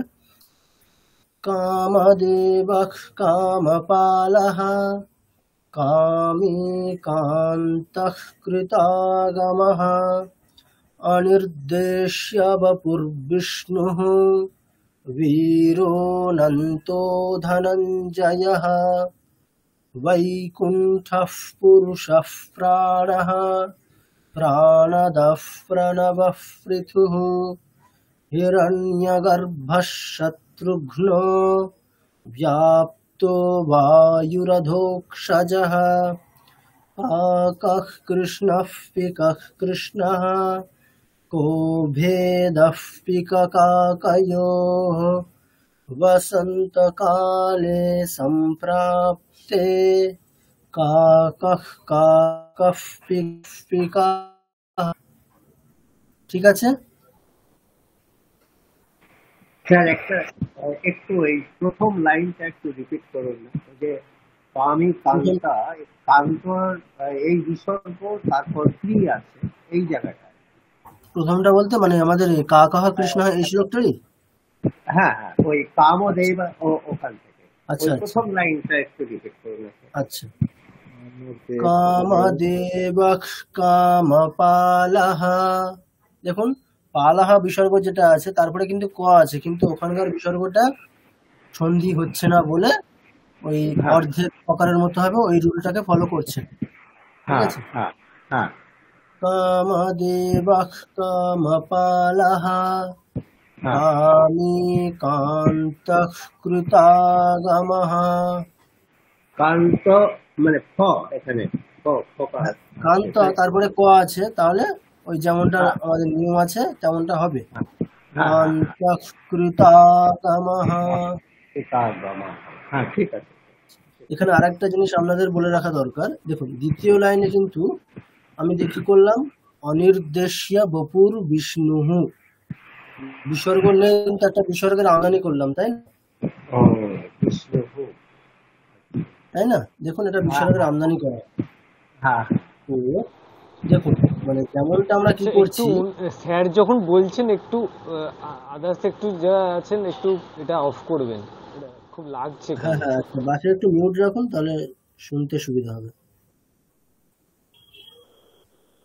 আচ্ছা, তো দেখুন যেমনটা মানে একটা জিনিস খেয়াল করবেন, যেটা বলা হয়েছে কি যে একবারের উচ্চারিত অংশের মধ্যে যদি সন্ধির অবসর থাকে, যেমন আমরা সন্ধি করে উচ্চারণটা করছি, ঠিক একই রকম ভাবে যদি একবারের উচ্চারিত অংশে হয়তো লেখা আছে সন্ধি করে, ঠিক আছে, হয়তো মানে এটা তো লেখা আছে সন্ধি করে, কিন্তু দেখছি আমাদের একবারের উচ্চারণের অংশের মধ্যে পড়ছে না। যেমন অনির্দেশ্য বপুর বিষ্ণুর বীরোনন্ত ধনঞ্জয়, এই যে দ্বিতীয় লাইনটা দেখুন, বিষ্ণু ওখানে বিসর্গ ছিল, বিসর্গটা সন্ধি করে রকার হয়েছে, তাই জন্য দেখুন বীর ওখানে একটা উপরে একটা রেফ আছে, বিসর্গটা সন্ধি হয়ে রেফ হয়েছিল। কিন্তু আমরা যেহেতু কি করছি, বিষ্ণু ওখানে থেমে যাচ্ছি, তাই না? বিষ্ণু ওখানে থেমে যাচ্ছি, তাই জন্য আমাদের কি করা উচিত, সন্ধি বিচ্ছেদ করে দেওয়া উচিত, বিষ্ণু করা উচিত। কিন্তু এটা যদি একটু আপনাদের টেকনিক্যালি সমস্যা হয়, আপনারা কাজ করতে পারেন বিষ্ণুর এরকমও বলতে পারেন, ঠিক আছে। অনির্দেশ্য বপুর বিষ্ণুর র পর্যন্ত বলে থেমে যাবেন, বিষ্ণুর বীরোনন্ত ধনঞ্জয়। কেননা আপনাকে যদি বলা হয় যে বিষ্ণু বলে আপনি থেমে গেলেন, অনির্দেশ্য বপুর বিষ্ণু, তারপরের অংশটা মানে বয় দীর্ঘ হয়ে পরে রেফ আছে, উপরে রেফ আছে, ওই অংশটা আপনি কি আলাদা করে উচ্চারণ করতে পারবেন? রেফ বয় দীর্ঘ উচ্চারণ করা যাবে কি? সম্ভব কি? এটা করা সম্ভব না, না সম্ভব না। তাহলে আমাদের কি করতে হবে, যদি আমরা এইরকম দেখি অংশ যে পরের মানে পরবর্তী অংশ আমাদের যেখান থেকে শুরু করব আমরা। আচ্ছা মিউট করুন নির্মল বাবু। আচ্ছা, পরবর্তী অংশ যদি আমরা যেখান থেকে শুরু করছি, যদি এরকম দেখি যে সেখান থেকে আমরা শুরু করতে পারছি না, মানে ওই অংশটা আমরা শুরু করতে পারবো না পুরোপুরি, তাহলে সেই অংশের মানে উচ্চারণের অযোগ্য অংশটাকে আমরা পূর্বের সাথে যোগ করে দিতে পারি, যোগ করে দিতে পারি কি মানে যোগ করে দেবই, কেননা পরবর্তী অংশের উচ্চারণটা করা সম্ভব হচ্ছে না, ঠিক আছে। মানে রেপটাকে আলাদা করে উচ্চারণ করা সম্ভব না বয় দীর্ঘ এর সাথে, তার জন্য রেপটাকে আমরা বিষ্ণু এটার সাথে নিয়ে নেব, বিষ্ণুর বীরোনন্ত ধনঞ্জয়। ঠিক আছে, যাই হোক আপনাদেরকে শিখিয়ে দিলাম, আপনারা তাহলে যেখানে যেখানে এরকম পাবেন ওই রেফটাকে আপনারা বিসর্গ করে নেবেন। আপনারা যেহেতু নিয়মটা জেনে গেলেন, তাহলে যেখানে যেখানে যেখানে এরকম পাবেন যে আপনাদের একবারের উচ্চারণের শেষে এরকম রেফ আসছে, তাহলে রেফটাকে আমরা কি করব, আগের শব্দের সঙ্গে বিসর্গে কনভার্ট করে নিয়ে উচ্চারণ করব। ঠিক আছে? তাহলে অনির্দেশ্য বপুর বিষ্ণু বীরোনন্ত ধনঞ্জয়। ঠিক আছে? এগুলো একটু খেয়াল করতে হবে, মানে আমরা গীতার শ্লোকে এরকম বারবার পাবো, তখনও বারবার বলা হবে এগুলো। ঠিক আছে? এগুলো বারবার শুনতে বলতে মাথায় থেকে যাবে। ঠিক আছে? অসুবিধা নেই। আচ্ছা, তো আমাদের মোটামুটি তাহলে বিসর্গের ব্যাপারটা গেল। এইবার আমাদের দেখতে হবে অনুস্বার। দেখুন, অনুস্বারের ক্ষেত্রে এরকম আছে। স্যার পঞ্চম শ্লোকটা একটু বলবেন আপনি, এই তালবস্ব দন্তেশ্বর পেট মধ্যেন্নস্বর। ঠিক আছে, বেশ বেশ। আয়ু, হুম হুম। ওখানে কি দন্তেশ্বরটা হবে আয়ুষ সত্ত্বা বলা রোগিয়া? হ্যাঁ হ্যাঁ, ওখানে তাই, যেহেতু পরে দন্তেশ আছে, তাহলে আয়ুষ বিসর্গটা দন্তেশ হয়ে যাবে, আয়ুষ সত্ত্বা। ঠিক আছে? দেখুন, হ্যাঁ, আয়ুষ সত্ত্বা বলারোগ্য সুখ প্রীতি বিবর্ধনা। আচ্ছা, মিউট করুন যারা আনমিউট আছে। তারপরে লাইনটা একটু বলুন। রাশিয়া, দেখুন পরে তারপরে বিসর্গ আছে, বিসর্গের পরে স্নিগ্ধাহ, দন্তেশ দিয়ে শুরু হচ্ছে, তাহলে বিসর্গটা কি হয়ে যাবে, দন্তেশ হয়ে যাবে। রাশিয়া স্নিগ্ধা স্থিরা, পরেও তাই আছে, বিসর্গের পরে স্থিরা, দন্তেশ স্নিগ্ধা স্থিরা হৃদ্যা আহারাস সাত্বিক প্রিয়াহ আহারা প্রিয়াহ। ঠিক আছে?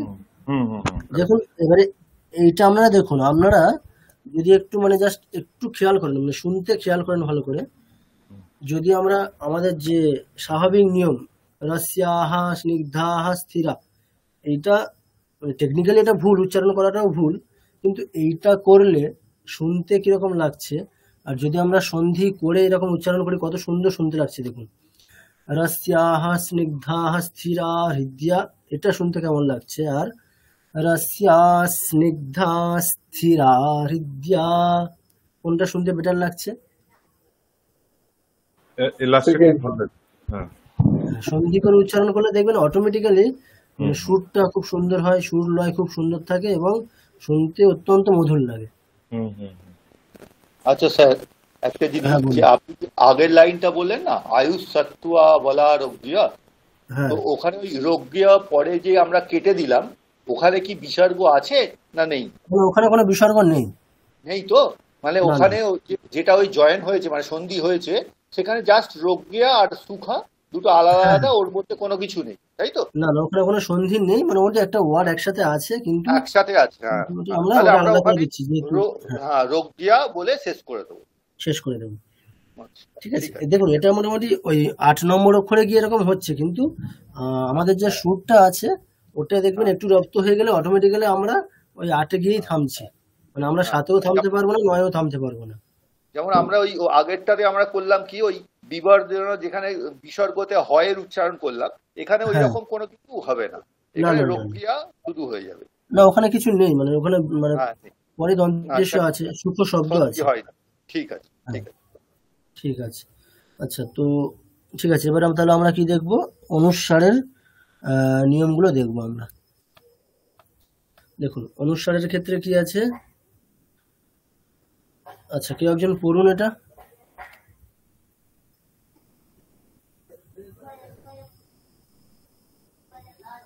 কে পড়বেন? আচ্ছা, পড়ুন।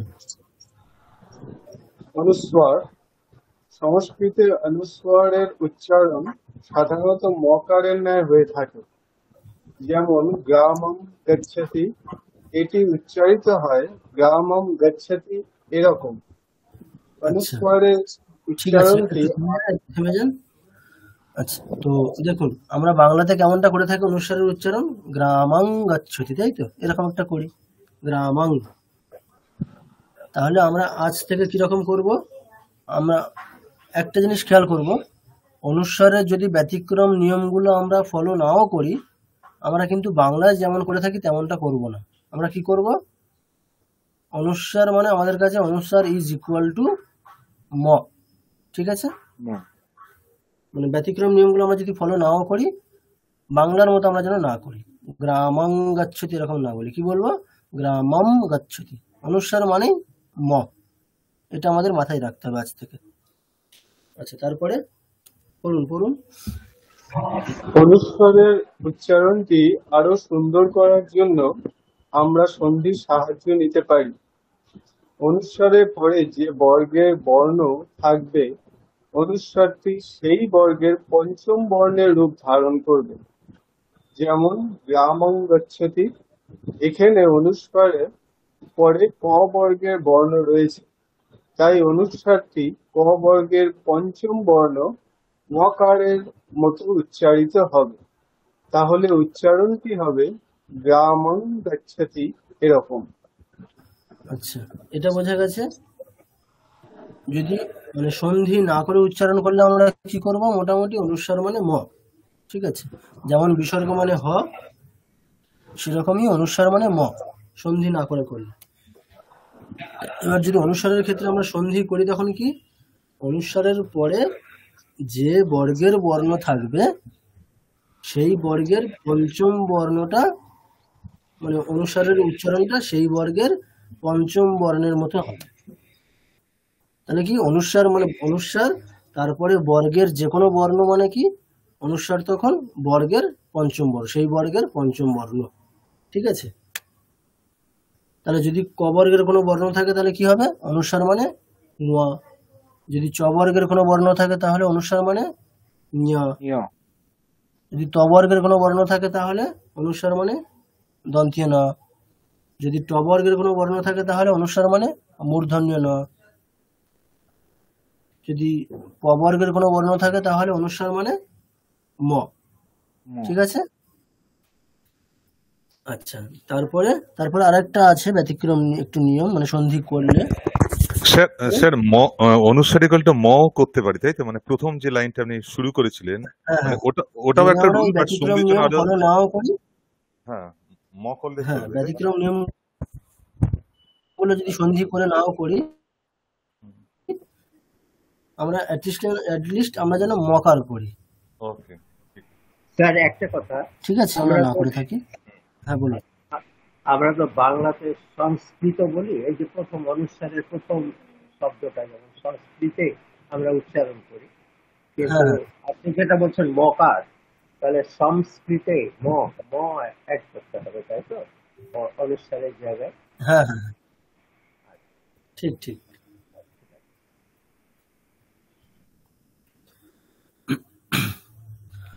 আচ্ছা, আরেকটা নিয়ম আছে, দেখুন পরে। আচ্ছা, ওটা পড়ুন।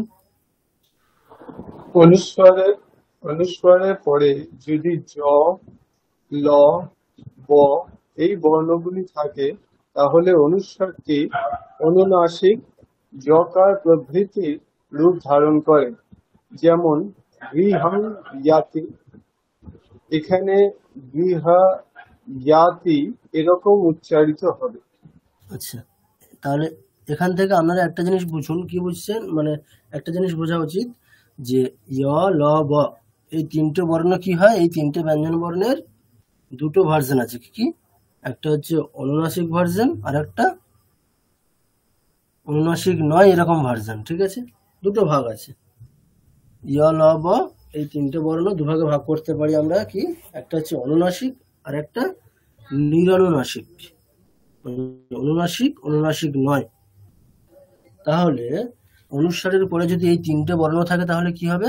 অনুস্বারটা এই তিনটে বর্ণের যে বর্ণ পরে থাকবে সেইটার অনুনাসিক ভাগটাকে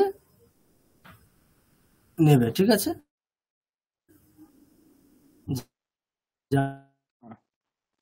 যেমন একটু গৃহ অনুসার আছে, ব্রেক করছে আওয়াজটা আবার। তারপরে ইয়াতি, সাউন্ডটা ব্রেক করে যাচ্ছে। অন্ত্যজ আছে। তাহলে কি হবে? আগের মতো সাউন্ড ডিস্টার্ব করছে, আবার ডিস্টার্ব করছে। তাহলে কিছু শোনা যাচ্ছে না। দেখুন, এবারে কিচ্ছু শোনা যাচ্ছে না। এইগুলো উচ্চারণটা কেমন হবে টেকনিক্যালি? আপনার সাউন্ড ব্রেক করছে, শুনতে পাচ্ছি আপনার সাউন্ড ব্রেক করছে রাজু স্যার, সাউন্ড ব্রেক করছে। আরে সাউন্ড ব্রেক করছে স্যার, মনে হয় আমাদের কথা শুনতে পাচ্ছে না। আমাদের কথা শোনা যাচ্ছে, মনে হচ্ছে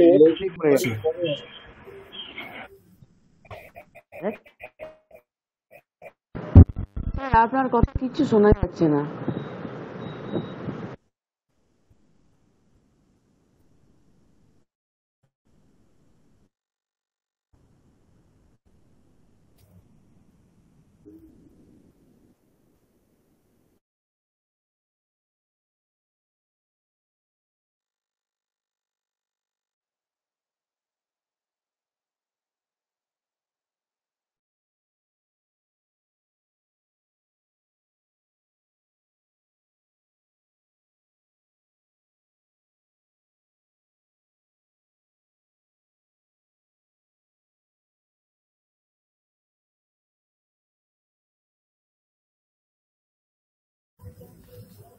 আচ্ছা, এখন ঠিক আছে?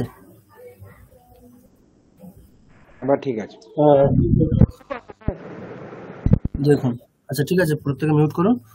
আচ্ছা, তো য় ল ব এই তিনটে বর্ণের দুটো করে ভাগ করতে পারি আমরা, একটা হচ্ছে অনুনাসিক আর একটা অনুনাসিক নয় এমন।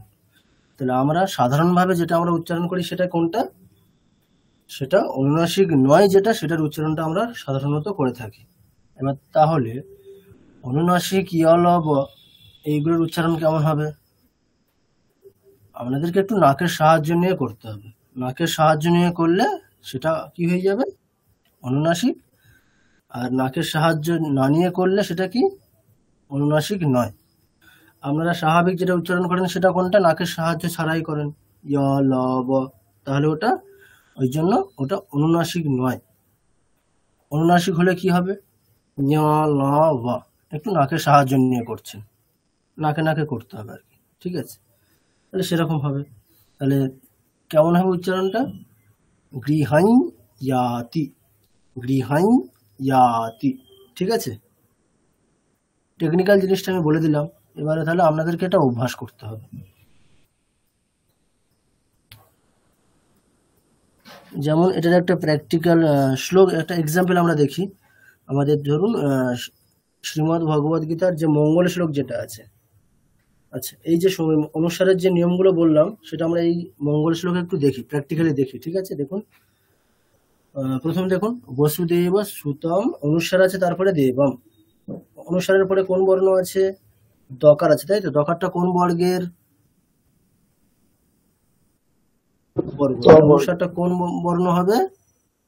দন্তন্য। দন্তন্য। দেখুন, বসুদেব সুতম দেবং। আচ্ছা, তারপরে অনুসার আছে, অনুসারের পর দেবং এর যে অনুসার, তারপরে কি আছে? ক আছে, তাই তো? আচ্ছা, এখানে কিন্তু সন্ধিটা হবে না, মোটামুটি আমাদের নিয়ম অনুযায়ী হওয়ার কথা না, তাই তো? না, এই অনুসারের পরের ককার, অনুসারের পরে যে ককারটা আছে সেটা আর একটা অংশের শুরু, আর অনুসারে আমাদের হচ্ছে একটা অংশের শেষ। তাহলে শেষ আর শুরু তাদের মধ্যে সন্ধি হবে না। কিন্তু আমি মোটামুটি এক্সাম্পলের সুবিধার জন্য আমি সব জায়গাতে সন্ধি করে রেখেছি। তাহলে মোটামুটি যদি আমরা সন্ধি করতাম কি হতো? অনুসারটা কি হয়ে যেত? ক বর্গের পঞ্চম বর্ণ ঙ, তাই তো? আচ্ছা, তারপরে দেবকী পরমানন্দম, এখানেও তাই। যদি সন্ধি করতে হতো তাহলে ক আছে মানে ঙ। আর কৃষ্ণম বন্দে, এখানে কি হবে? অনুসারের পরে ব আছে, তাহলে কি হয়ে যাবে? অনুসারটা কি হবে? ম হবে। এটা ম না, এটা বর্গীয় ব না, ঠিক আছে? এটা অন্তস্থ ব, ইয়ল ব, ইয়ল বয়ের যে ব, ঠিক আছে? আচ্ছা, অনুসারটা কি হয়ে যাবে? আমরা নিয়ম কি দেখলাম? অনুনাসিক, অনুনাসিক ব। হ্যাঁ, অনুনাসিক ব হয়ে যাবে, ঠিক আছে? তাহলে কেমন হবে? কৃষ্ণম বন্দে, মানে অনুনাসিক ব মানে কেমন হবে? এমনি ব কেমন হয়? ও, আর নাকে নাকে করলে ও, তাই তো? এরকম। তাহলে কৃষ্ণম বন্দে জগৎগুরু, ঠিক আছে? মানে টেকনিক্যাল জিনিসগুলো বোঝা গেছে। এগুলো টেকনিক্যাল জিনিস। এবার আপনাদের বারবার যত অভ্যাস করবেন তত আস্তে আস্তে এটা স্যার ওটা আরেকবার একটু রিপিট করুন প্লিজ। এই সার্কেল একটা আর এই চন্দ্রবিন্দু এই ওটা আছে, ওটা কি? আচ্ছা আচ্ছা, দেখুন মানে নিয়মটা দেখুন কি আছে। অনুস্বারের পরে যদি তিনটে বর্ণ, কোন কোন বর্ণ? ইয়কার, লকার এবং বকার। এই বকারটা মানে কোন বকার? অন্তস্থ বকার। ঠিক আছে, এটা বর্গীয় বকার না, কেননা মানে বাকি যে দুটো বর্ণ আছে সেই দুটো কোন বর্ণ? অন্তস্থ বর্ণ। তাহলে সেটা দেখে মানে বুঝতে পারছি আমরা যে এটা বর্গীয় বা নয়। বাকি যে দুটো আছে সেগুলো যেহেতু অন্তস্থ বর্ণ, তাহলে সেটাও তাহলে কি হবে? অন্তস্থ বকারই হবে। তাহলে এই তিনটে বর্ণ যদি থাকে অনুস্বারের পরে, তাহলে কি হবে? অনুস্বারের উচ্চারণটা, অনুস্বারটা পরে যে এই তিনটের মধ্যে যে বর্ণ থাকবে সেই বর্ণের অনুনাসিক ভার্সন হবে। ঠিক আছে, তাহলে ইয় থাকলে অনুনাসিক ইয়কার, ল থাকলে অনুনাসিক লকার, ব থাকলে অনুনাসিক বকার। এখানে কি আছে? বকার আছে, তাই জন্য অনুনাসিক বকার। ঠিক আছে। আচ্ছা, এবারে আপনাদেরকে আরেকটা জিনিস বলে দিই। দেখুন, আমি আপনাদের কিন্তু বারবার একটা কথা বলেছি যে একবারের উচ্চারণের অংশের মধ্যে যদি সন্ধি অবসাদ থাকে, সন্ধি করতে হবে। এবার আমাদের এই যে শ্লোকগুলো মানে অনুষ্টুপ ছন্দের যে শ্লোক, এগুলো আমরা মানে দুভাবে পড়তে পারি। দুভাবে বলতে দুভাবে নয়, মানে তিন ভাবেই পড়তে পারি। মানে আমরা দুটো লাইন মানে কোনো রকম নিঃশ্বাস ছাড়াই মানে মানে না থেমে পড়তে পারি। মানে পুরোপুরি একসাথে পড়ে দিলাম মানে কি, তাহলে সব মানে সন্ধি থাকলে পুরো শ্লোকের মধ্যে যদি সন্ধি থাকে সন্ধি করতে হবে। মানে আমি দুটো লাইন একসাথে পড়ে দিলাম পুরো, কোথাও থামলাম না, এটা একটা হতে পারে। আবার একটা করে লাইন আমি থামছি, এটা একটা হতে পারে। আবার 8 নম্বর অক্ষরে গিয়ে থামছি, এটা একটা হতে পারে। তিন ভাবে পড়া যেতে পারে। মানে আমার এই দেখুন, এই যে থামাটা, এই থামাটার ক্ষেত্রে তো কোনো মানে বাধ্যবাধকতা নেই যে আপনাকে এখানেই থামতে হবে। মোটামুটি আমাদের পরম্পরাতে 3 রকম আছে। এবারে আমরা যেহেতু প্রথমে শিখছি, তাই জন্য আমি আপনাদেরকে বারবার বলেছি আমরা যত ছোট ছোট অংশে উচ্চারণ করবো তত আমাদের সুবিধা হবে শেখার ক্ষেত্রে। এখন যেহেতু আমরা শুরুতে আছি, তাই না? তাহলে শুরুতে যখন আমরা তিনটে প্রকারের প্রথমটা কি বললেন? বলুন। তিনটে প্রকার যে বললেন থামার ক্ষেত্রে, প্রথমটা কি বললেন? প্রথমটা আমি পুরো শ্লোকটা একবারে বললাম, কোথাও থামলাম না। আচ্ছা, তারপরেটা হচ্ছে একটা করে লাইনে থামছি, একটা লাইনে, আর তারপরে 8 করে 8 যেমনটা আমরা শিখেছি। ঠিক আছে, তাহলে এইভাবে যদি আমরা দেখি, তাহলে আমাদের সন্ধির ব্যাপারটা কোথায় আছে? সন্ধির ব্যাপারটা কিন্তু এই থামার না থামার মধ্যেই আছে। তাহলে আমরা যদি পুরোটা একসাথে উচ্চারণ করি, তাহলে কিন্তু আমাদের পুরোটাতেই সন্ধি থাকলে সন্ধি করতে হবে, মানে কোথাও সন্ধি নেই বলতে পারবো না। আর যদি আমরা একটা করে লাইনে থামি, তাহলে আমাদের ওই জিনিসটা ফলো করতে হবে যে যেখানে থামছি তার পরের সাথে আগেরটা সন্ধি নেই। ঠিক আছে, তো আমি মোটামুটি এই যে শ্লোকটা করেছি সেটা মোটামুটি কিরকম, যে আমি দুবার থেমে করছি, মানে একটা করে লাইনে গিয়ে থামছি। ঠিক আছে, সেইভাবে এটা করা আছে, মানে গীতার যে মঙ্গল শ্লোকটা আছে। দেখুন, তাহলে এটা যদি আমরা উচ্চারণ করি কেমন হবে? যদি আমরা যেমনটা শিখছি সেরকম করলে কি হবে? সেরকম করলে কিন্তু এই দেবঙের যে অনুস্বার আর কংস ককারটাকে মানে ককারটাকে ধরে অনুস্বারটাকে সন্ধি করা যাবে না। তাহলে আমাদের যেটা শিখছি সেরকম উচ্চারণ করলে কেমন হবে? সন্ধিটা শুধুমাত্র সুতঙের অনুস্বারে হবে।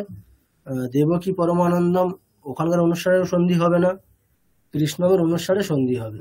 ঠিক আছে, তাহলে তখন উচ্চারণটা কেমন হবে? এরকম, বসুদেবসুতং দেবং কংসচাণূরমর্দনম দেবকী পরমানন্দম কৃষ্ণম। সরি, এখানে কি হবে? অনুনাসিক বকার, তাহলে কৃষ্ণম বন্দে জগদ্গুরুম। আচ্ছা, এবারে দ্বিতীয় যে যেমনটা প্রকার বলা হয়েছে কি, একটা করে লাইন পুরো একসাথে পড়ছি, তখন তাহলে পুরোটাতেই সন্ধি হবে যেখানে যেখানে অনুস্বার আছে। তখন হবে, তখন যেটা লেখা আছে এইরকম হবে, বসুদেবসুতং দেবং কংসচাণূরমর্দনম দেবকী পরমানন্দং কৃষ্ণম বন্দে জগদ্গুরুম। ঠিক আছে, তো আমরা কিন্তু মোটামুটি কোনটা ফলো করব? 8 নম্বর অক্ষরে গিয়ে যেটা থামছি ওটা আপাতত করতে থাকবো এখন, ঠিক আছে? পরে আমরা 1-2 মাস হয়ে গেলে আমরা পরেরটা করতে পারি, একটা করে লাইন একবারে পড়াটা, কিন্তু শুরুতে আমরা 8 নম্বর অক্ষরে গিয়েই থামবো।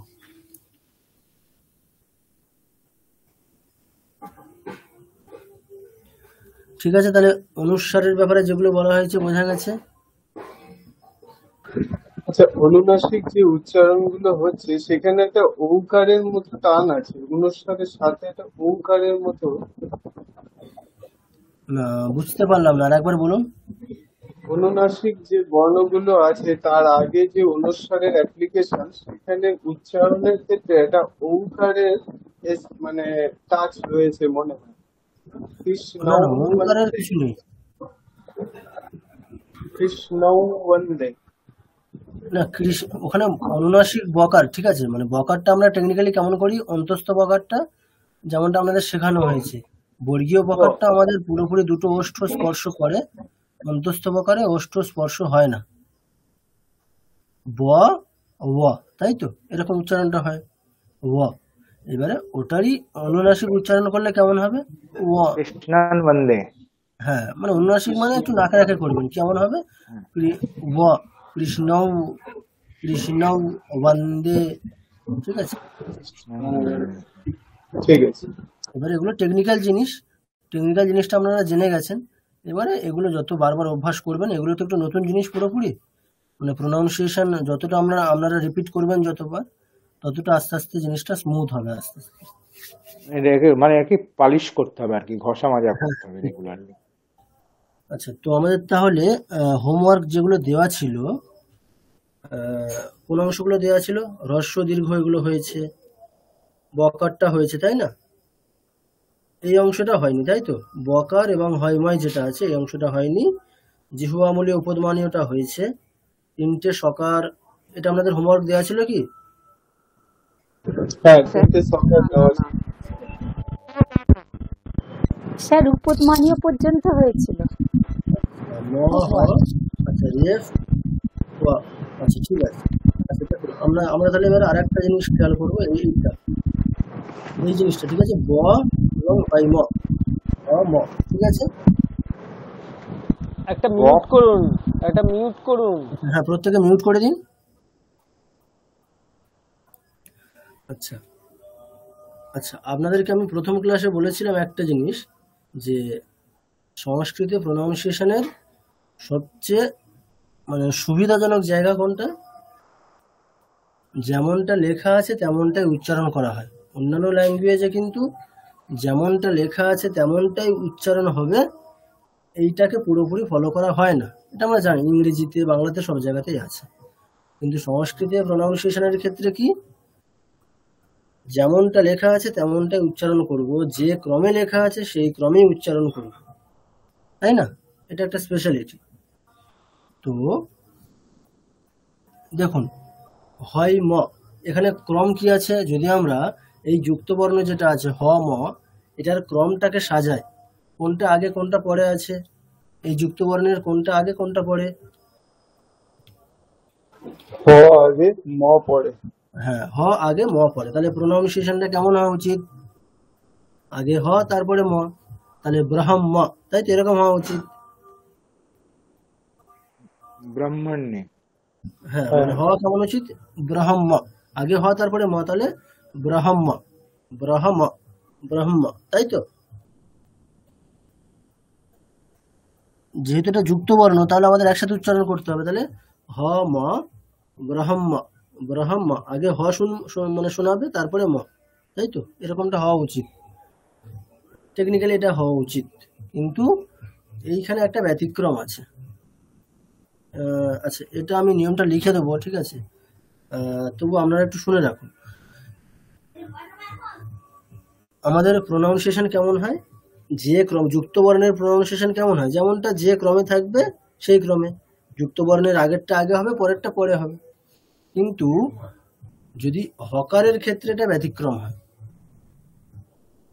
হকার যুক্ত বর্ণের, ধরুন যুক্ত বর্ণের একটা অংশ হচ্ছে হকার আর একটা অংশ অন্য কোনো বর্ণ।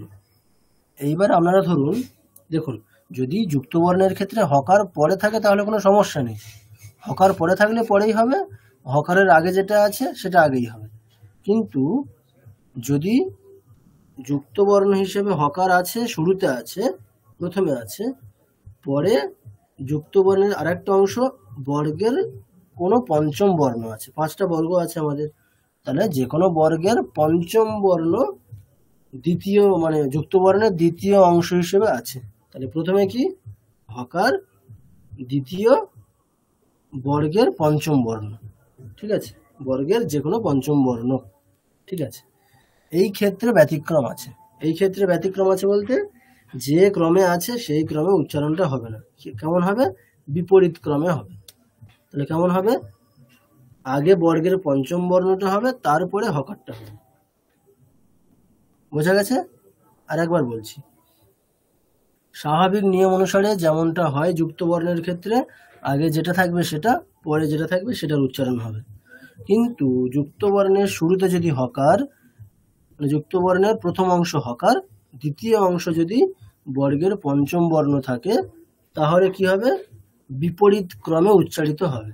তাহলে বর্গের পঞ্চম বর্ণ হচ্ছে আগে উচ্চারিত হবে, হকারটা তারপরে উচ্চারণ হবে, ঠিক আছে? তাহলে এখানে কেমন উচ্চারণ হবে? এখানে দেখুন হ আছে, হয় ম, তাহলে হকার যুক্তবর্ণের শুরুতে বা প্রথমে হকার আছে, দ্বিতীয় অংশ বর্গের পঞ্চম বর্ণ মকার আছে, তাহলে উচ্চারণটা কেমন হবে? আগে ম তারপরে হ, তাহলে ব্রহ্ম, ঠিক আছে, নট ব্রহ্ম, কিন্তু কেমন হবে? ব্রহ্ম, ঠিক আছে, ক্লিয়ার? এই ময় ছাড়া কি এরকম আরো উদাহরণ আছে? হ্যাঁ, এবার যেমন বন্যী, মানে আপনারা দেখবেন বন্যী শব্দ, ওখানে আগে হ তারপরে ন, কিন্তু উচ্চারণটা কেমন হবে? বন্যী, বন্যী, হ্যাঁ, নট আগে আগে দন্তি না তারপরে হ। এবারে এটা কেন হয় টেকনিক্যালি একটা মানে এটা মানে আছে, ব্যাখ্যা আছে, ওটা একটু শুনে রাখুন, কাজে লাগবে। দেখুন, এমনি আপনারা নিজেরাই বলুন, মানে এমনি হকারের উচ্চারণ স্থান কোনটা? কণ্ঠ, তাই তো? মোটামুটি প্রথম ক্লাসে আমরা শিখেছি অকুহ মানে অকার, কবর্গ, হ, এগুলোর উচ্চারণ স্থান কোনটা? কণ্ঠ, তাই তো? হকারের উচ্চারণ স্থান হচ্ছে কণ্ঠ। কিন্তু প্রাতিসাখ্যে বা এমনি আমাদের এই যে শিক্ষা বেদাঙ্গ এগুলোতে বলা হচ্ছে যে পঞ্চম বর্ণের মানে যুক্ত বর্ণটা যদি এইভাবে থাকে, প্রথমে হকার পরে পঞ্চম বর্ণ, প্রথমে হকার তারপরে বর্গের পঞ্চম বর্ণ, যুক্ত বর্ণের স্থিতি যদি এই রকম হয়, তখন সেক্ষেত্রে হকারের উচ্চারণ কি, উচ্চারণ স্থান আর কণ্ঠ থাকে না, হকারের উচ্চারণ স্থানটা কি হবে? তখন বলা হচ্ছে হৃদয়, ঠিক আছে, মানে কণ্ঠেরও নিচে হৃদয়। এইবারে আপনারা যদি একটু প্র্যাকটিক্যালি উচ্চারণ করে দেখেন, দেখুন যদি আপনাকে এই পরিস্থিতিতে মানে প্রথমে যুক্ত বর্ণের প্রথমে হকার আছে, পরে বর্গের পঞ্চম বর্ণ আছে, এই যুক্ত বর্ণটাকে যদি আপনি যে ক্রমে আছে সেই ক্রমে উচ্চারণ করতে চান, তাহলে আপনি কোনো মতেই হকারটাকে ওই কণ্ঠের নিচে মানে হৃদয় দিয়ে উচ্চারণ করতে পারবেন না, মানে ওই অংশ দিয়ে উচ্চারিত হবেই না, সম্ভব না। হৃদয় অংশ দিয়ে উচ্চারণটা তখনই সম্ভব যদি আপনি হকারটাকে পরে করেন তখন। দেখুন ব্রহ্ম, আগে যদি হকারটাকে করি, হকারটা অটোমেটিক্যালি কণ্ঠই থেকে যাচ্ছে ব্রহ্ম, তাই না? কিন্তু হকারটার উচ্চারণ স্থানটা হৃদয় কখন হবে? যদি আমি আগে মকারটা করি তখন ব্রহ্ম, দেখুন কণ্ঠের অনেক নিচে হচ্ছে উচ্চারণটা। আশা করি প্রত্যেকে জিনিসটা প্র্যাকটিক্যালি ফিল করেছেন, তাই না? তাহলে এই হচ্ছে কারণ, মোটামুটি এর পিছনে যুক্তি হচ্ছে এটা। আমাদের সংস্কৃততে একটা স্পেশালিটি আছে যে উচ্চারণ এবং লেখা দুটো একেবারে সমানভাবে চলবে, কিন্তু এই ক্ষেত্রে ব্যতিক্রমের ক্ষেত্রেও যুক্তি এটাই যে এই পরিস্থিতিতে হকারের উচ্চারণের জায়গাটা বা স্থানটা কণ্ঠ থাকে না, কণ্ঠ না হয়ে কি হবে? হৃদয়। হৃদয় দিয়ে উচ্চারণটা আমি তখনই করতে পারবো যদি আমি এরকম বিপরীত ক্রমটাকে অনুসরণ করি তখনই সম্ভব। যে ক্রমে লেখা আছে সেই ক্রমে করলে হৃদয় দিয়ে হকারের উচ্চারণটা করা সম্ভবই না, অসম্ভব। ঠিক আছে, তো এর পিছনে হচ্ছে এটাই যুক্তি। আচ্ছা, তো ঠিক আছে, তাহলে এটা গেল। একবার শ্লোকটা পড়া যাক। ব্রহ্মণ্য আচ্ছা, আরেকটা জিনিস আপনাদেরকে বলি, মানে উচ্চারণের মাধুর্যের জন্য এটা আপনারা ফলো করবেন, অবশ্যই ফলো করা উচিত। যখনই দেখবেন একটা শব্দের পরের শব্দটা যুক্তাক্ষর দিয়ে শুরু হচ্ছে, ঠিক আছে, একটা শব্দের পরবর্তী শব্দ যুক্তাক্ষর দিয়ে শুরু হচ্ছে, সেক্ষেত্রে আমরা পরবর্তী মানে যে শব্দ, সেই শব্দের যে প্রথমটা যেহেতু যুক্তাক্ষরের প্রথম বর্ণটা আমরা রিপিট করব। রিপিট করলে শুনতে ভালো লাগে। রিপিট করব বলতে কিরকম রিপিট করব, এখানে মানে এই প্র্যাকটিক্যালি এখানে দেখুন, ব্রহ্মণ্য তারপরে যুক্তাক্ষর আছে, তাই না, ব্রহ্মকৃত বয় রফলা আছে, তাহলে যুক্তাক্ষরের প্রথম বর্ণ কোনটা, বর্গীয় বকার। তাহলে বর্গীয় বকারটা আমরা কি করব, রিপিট করব। রিপিটটা কিভাবে করব, একটা বকার যেমনটা আছে মানে ব্রহ্মকৃত তেমন উচ্চারণ করা হয়ে যাবে, ওখানেও কি বকারটা একবার উচ্চারণ করা হয়ে যাচ্ছে, মানে বয় রফলা রফারের সাথে ব্রহ্মকৃত। আরেকটা যেটা রিপিট করব সেটা কিভাবে করব, আগেরটার সাথে একটা উচ্চারণ করে নেব, আগের শব্দের সঙ্গে একটা বকার এক্সট্রা আমরা উচ্চারণ করে নেব। তাহলে কেমন হবে, ব্রহ্মণ্য ব্রহ্মণ্য ব্রহ্মকৃত, এরকম শুনতে লাগবে। ঠিক আছে, ঠিক আছে। তাহলে এবারে ওই বকারটা কিরকম হবে, মানে স্বরবর্ণ ছাড়া হবে, ঠিক আছে, মানে শেষে মানে হসন্ত থাকবে। রিপিটের যে বকারটা সেটা যেন শেষে হসন্ত হয় সব সময়, ওটা কোনো রকম স্বরবর্ণ ছাড়াই উচ্চারিত হবে মানে পূর্ববর্তী শব্দের সাথে। তাহলে কেমন হবে, ব্রহ্মণ্য। যদি আমি স্পেলিংটা লিখি কেমন হবে, ব্রহ্মণ্য তারপরে একটা বর্গীয় ব, একটা হসন্ত। এটা হচ্ছে মানে উচ্চারণের যদি আমরা লিখি, মানে লেখা মানে রিটেন ফর্মটা কেমন হবে, ব্রহ্মণ্য মূর্ধন্য জফলা ওকার, তারপরে একটা ব হসন্ত, এটা একটা উচ্চারণ। তারপরে যেমনটা আছে অ্যাজ ইউজুয়াল ব্রহ্মকৃত তেমনটা। শুনতে কেমন হবে, আচ্ছা এটা কখন হবে, যখন পূর্ববর্তী শব্দটা স্বরবর্ণ দিয়ে শেষ হচ্ছে তখন। ঠিক আছে, যখন পরবর্তী শব্দটা এখন ব্রহ্মকৃত ব্রহ্মা, এখানে কিন্তু এই নিয়মটা হবে না। কেন, এখানে কৃদ এটা স্বরবর্ণ দিয়ে শেষ হচ্ছে না, তাই জন্য এখানে আমি আর ওই রিপিটেশন যেটা হবে, যুক্ত বর্ণের যেটা রিপিটেশনের ব্যাপারটা বলা হয়েছে, সেটা কিন্তু এখানে আর হবে না। এখানে যেমনটা আছে তেমনটাই হবে। যদি পূর্ববর্তী শব্দ স্বরবর্ণ দিয়ে শেষ হয় তখনই আমরা এই রিপিটেশনটা করব। ঠিক আছে, এটা একটু খেয়াল করবেন। এই নিয়মগুলো আমি লিখে দিচ্ছি না, গীতাতে যখন বারবার আসবে, বারবার বলা হবে, তখন এগুলো অটোমেটিক্যালি আপনাদের মাথায় থাকবে। দেখুন, তাহলে যদি আমরা শ্লোকটাকে একটু ওইভাবে মানে ওই রকম ভাবে একটু প্রনাউন্স করি কেমন হবে, ব্রহ্মণ্য ব্রহ্মকৃত ব্রহ্মা ব্রহ্ম ব্রহ্ম বিবর্ধনঃ ব্রহ্মবিদ ব্রাহ্মণো ব্রাহ্মী ব্রহ্মজ্ঞো ব্রাহ্মণ প্রিয়ঃ। আরেকবার পড়ছি, ব্রহ্মণ্য ব্রহ্মকৃত ব্রহ্মা ব্রহ্ম ব্রহ্ম ওখানে হবে না, ব্রহ্ম ব্রহ্ম বিবর্ধনঃ ব্রহ্মবিদ ব্রাহ্মণো ব্রাহ্মী ব্রহ্মজ্ঞো ব্রাহ্মণ প্রিয়ঃ। ঠিক আছে, তো এটা এরকম হবে। আচ্ছা, পরবর্তী যে শ্লোকগুলো আছে এখানে ওইগুলো দেখি।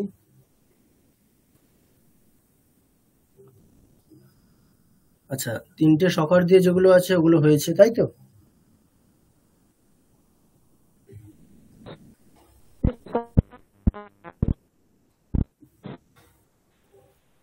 আচ্ছা, শোনা গেল না ম্যাডাম, আর একবার বলুন, হয়েছে তো ওগুলো?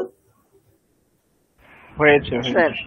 আচ্ছা, ঠিক আছে। তারপরে দেখুন ম আর হ, এটা মানে তেমন কিছু না, খুবই সহজ। আমি একবার শুধুমাত্র পড়ছি, ঠিক আছে, এটা খুবই সহজ আছে। মহাক্রমো মহাকর্মা মহাতেজা মহোরগঃ দেখুন এখানে দেখুন মহাক্রতু, তাহলে এখানে আমরা ওইটাকে ফলো করতে পারি, যে পরে ককারটাকে আমরা রিপিট করতে পারি, মহাক্রতুর মহায়জ্বা মহাযজ্ঞো মহাহবিহি। আচ্ছা, তারপরে রেফ,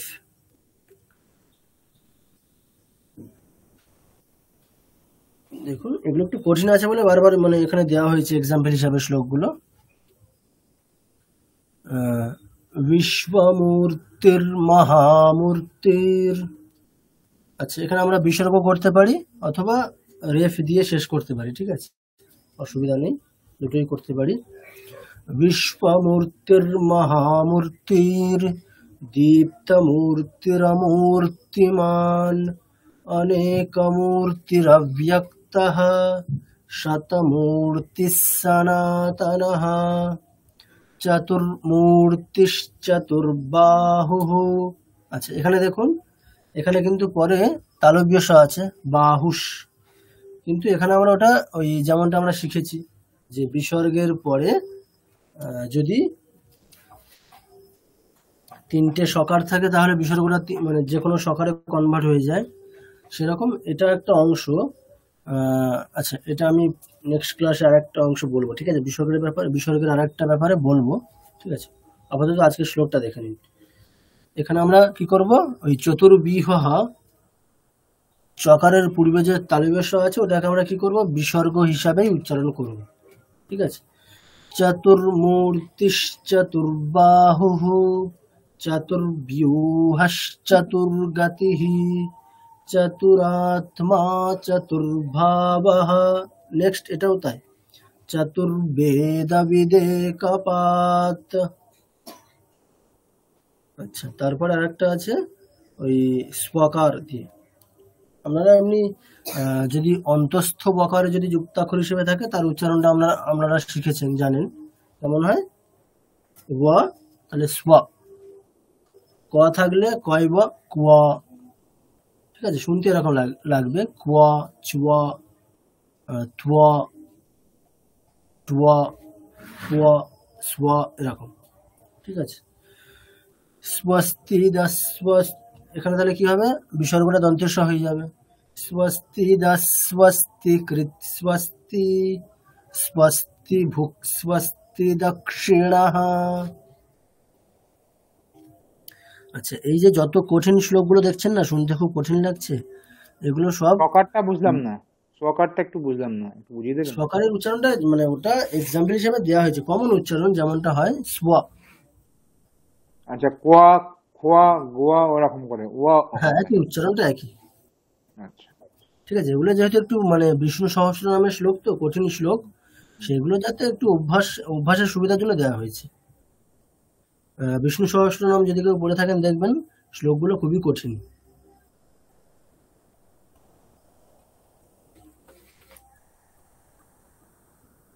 আচ্ছা তো মোটামুটি আমাদের নিয়মগুলো হলো। বিসর্গের আমি আর একটা বা দুটো এরকম নিয়ম মানে ঠিক আছে, একটা বা দুটো নিয়ম এরকম আরো হবে ব্যতিক্রম, মানে সন্ধি করার ক্ষেত্রে ওই একটা দুটো দেখে আমরা মোটামুটি আমরা শ্রীমদ্ ভগবদ গীতা আমরা নেক্সট ক্লাস থেকেই শুরু করে দেব, ঠিক আছে। আচ্ছা শ্রীমদ্ ভগবদ গীতার বই আপনারা পাশে রাখতে পারেন, স্ক্রিন শেয়ার করা থাকবে। আর যাদের ক্ষেত্রে একটু বাংলা লিপির সমস্যা আছে তারা অবভিয়াসলি আমি সাজেস্ট করবো যে বাংলা লিপিতে লেখা একটা গীতা কিনে নিন, কারণ এখানে যেটা শেয়ার করা থাকবে সেটা দেবনাগরীতে থাকবে। আচ্ছা এটা কি ওই গীতাটা যেটা আপনি শেয়ার করেছিলেন একবার? হ্যাঁ হ্যাঁ হ্যাঁ দেবনাগরীতে যেটা হিন্দিতে লেখা আছে? হ্যাঁ হ্যাঁ। আচ্ছা তো আচ্ছা যদি বাংলাতেও আমি বাংলাতেও শেয়ার করে রাখবো, ঠিক আছে, কিন্তু দুটো বারবার শেয়ার করলে তো অসুবিধা একটু। স্যার বাংলাটা একটু শেয়ার করে দেন বইটা। হ্যাঁ ওই তো স্যার নতুন গ্রুপ করে ওইখানে পুরোটা শেয়ার করে দেবেন ওই ক্লাসের লিংক গুলো, গতবারের কত ক্লাসের। তাহলে আমি একটা কাজ করব, এখনো পর্যন্ত যতগুলো স্টাডি ম্যাটেরিয়াল এবং ভয়েস রেকর্ডিং যা দেওয়া হয়েছে ওই নতুন গ্রুপে তো ওটা আরেকবার দিয়ে রাখবো, ঠিক আছে, আপনাদের সুবিধার জন্য।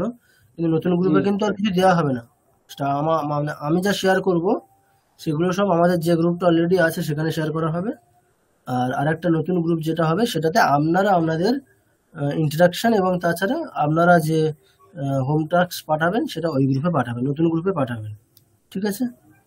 না স্যার, আপনি যে ইয়েগুলো করবেন না, যেটা করেছেন অলরেডি আর যেটা নতুন স্টাডি মেটেরিয়াল বা রেকর্ডিং গুলো করবেন, ওটা একটা সেপারেট গ্রুপে করুন যেখানে শুধু আপনি শেয়ার করতে পারবেন, আর কেউ না করতে ঠিক পারবে আছে, না। ওটা আমাদের যে গ্রুপটা অলরেডি আছে সেখানেই করা হবে। ওটা তো আর মানে আপনাদের ওখানে কিছু, আপনারা তো ওখানে কিছু পাঠাচ্ছেন না আর।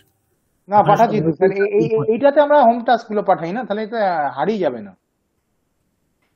ও ঠিক আছে, তাহলে অসুবিধা নেই, মানে আমাদের ক্ষেত্রে অসুবিধা নেই। যে একটা গ্রুপে হচ্ছে হোম টাস্ক পাঠানো হবে এবং ইন্টারাকশন হবে, আর একটা গ্রুপে শুধুমাত্র আমি পাঠাবো। সেটা এটাতেই চলুক। আর আপনি যেটা করবেন ওটাতে শুধু অ্যাডমিন অনলি করে আপনি শুধু পাঠাবেন। ঠিক আছে, বেশ বেশ, তাহলে তাই করলেই হবে। বেশ, তাহলে তাই হবে।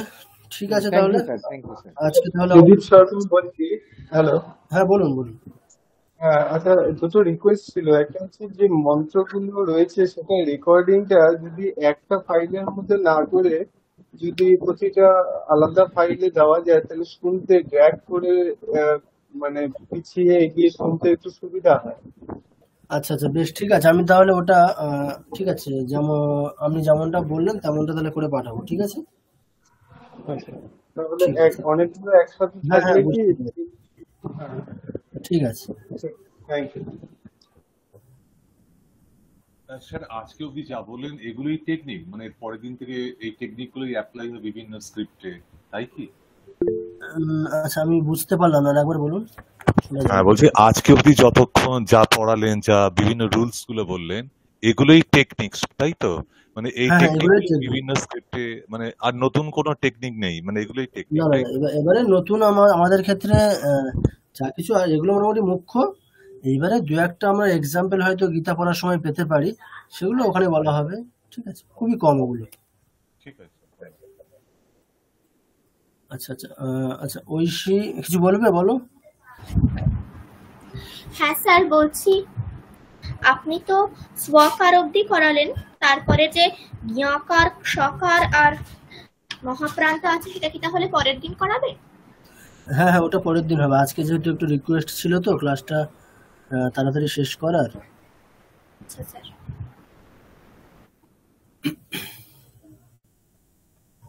স্যার, আর যে ক্লাসটা একটা মিস গেছে ওটা কি কোনোদিন করিয়ে দেওয়া হবে না ওটা থাকবে? হ্যাঁ হ্যাঁ, ওটা আমি মাঝখানে একদিন করিয়ে নেবো, ঠিক আছে? ওটা আগে থেকে বলে দেবেন।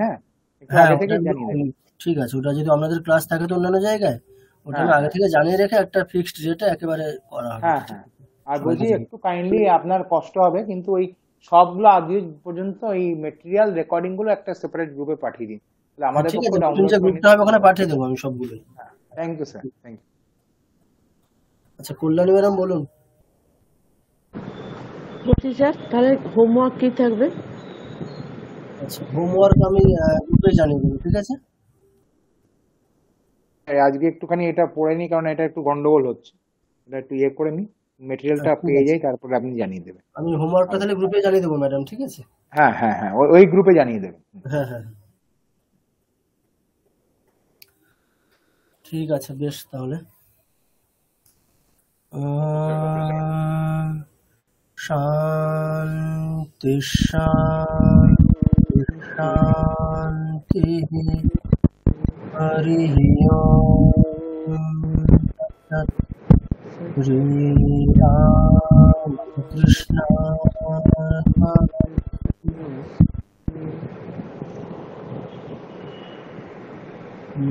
শুভরাত্রি সকলকে। শুভরাত্রি স্যার। শুভরাত্রি।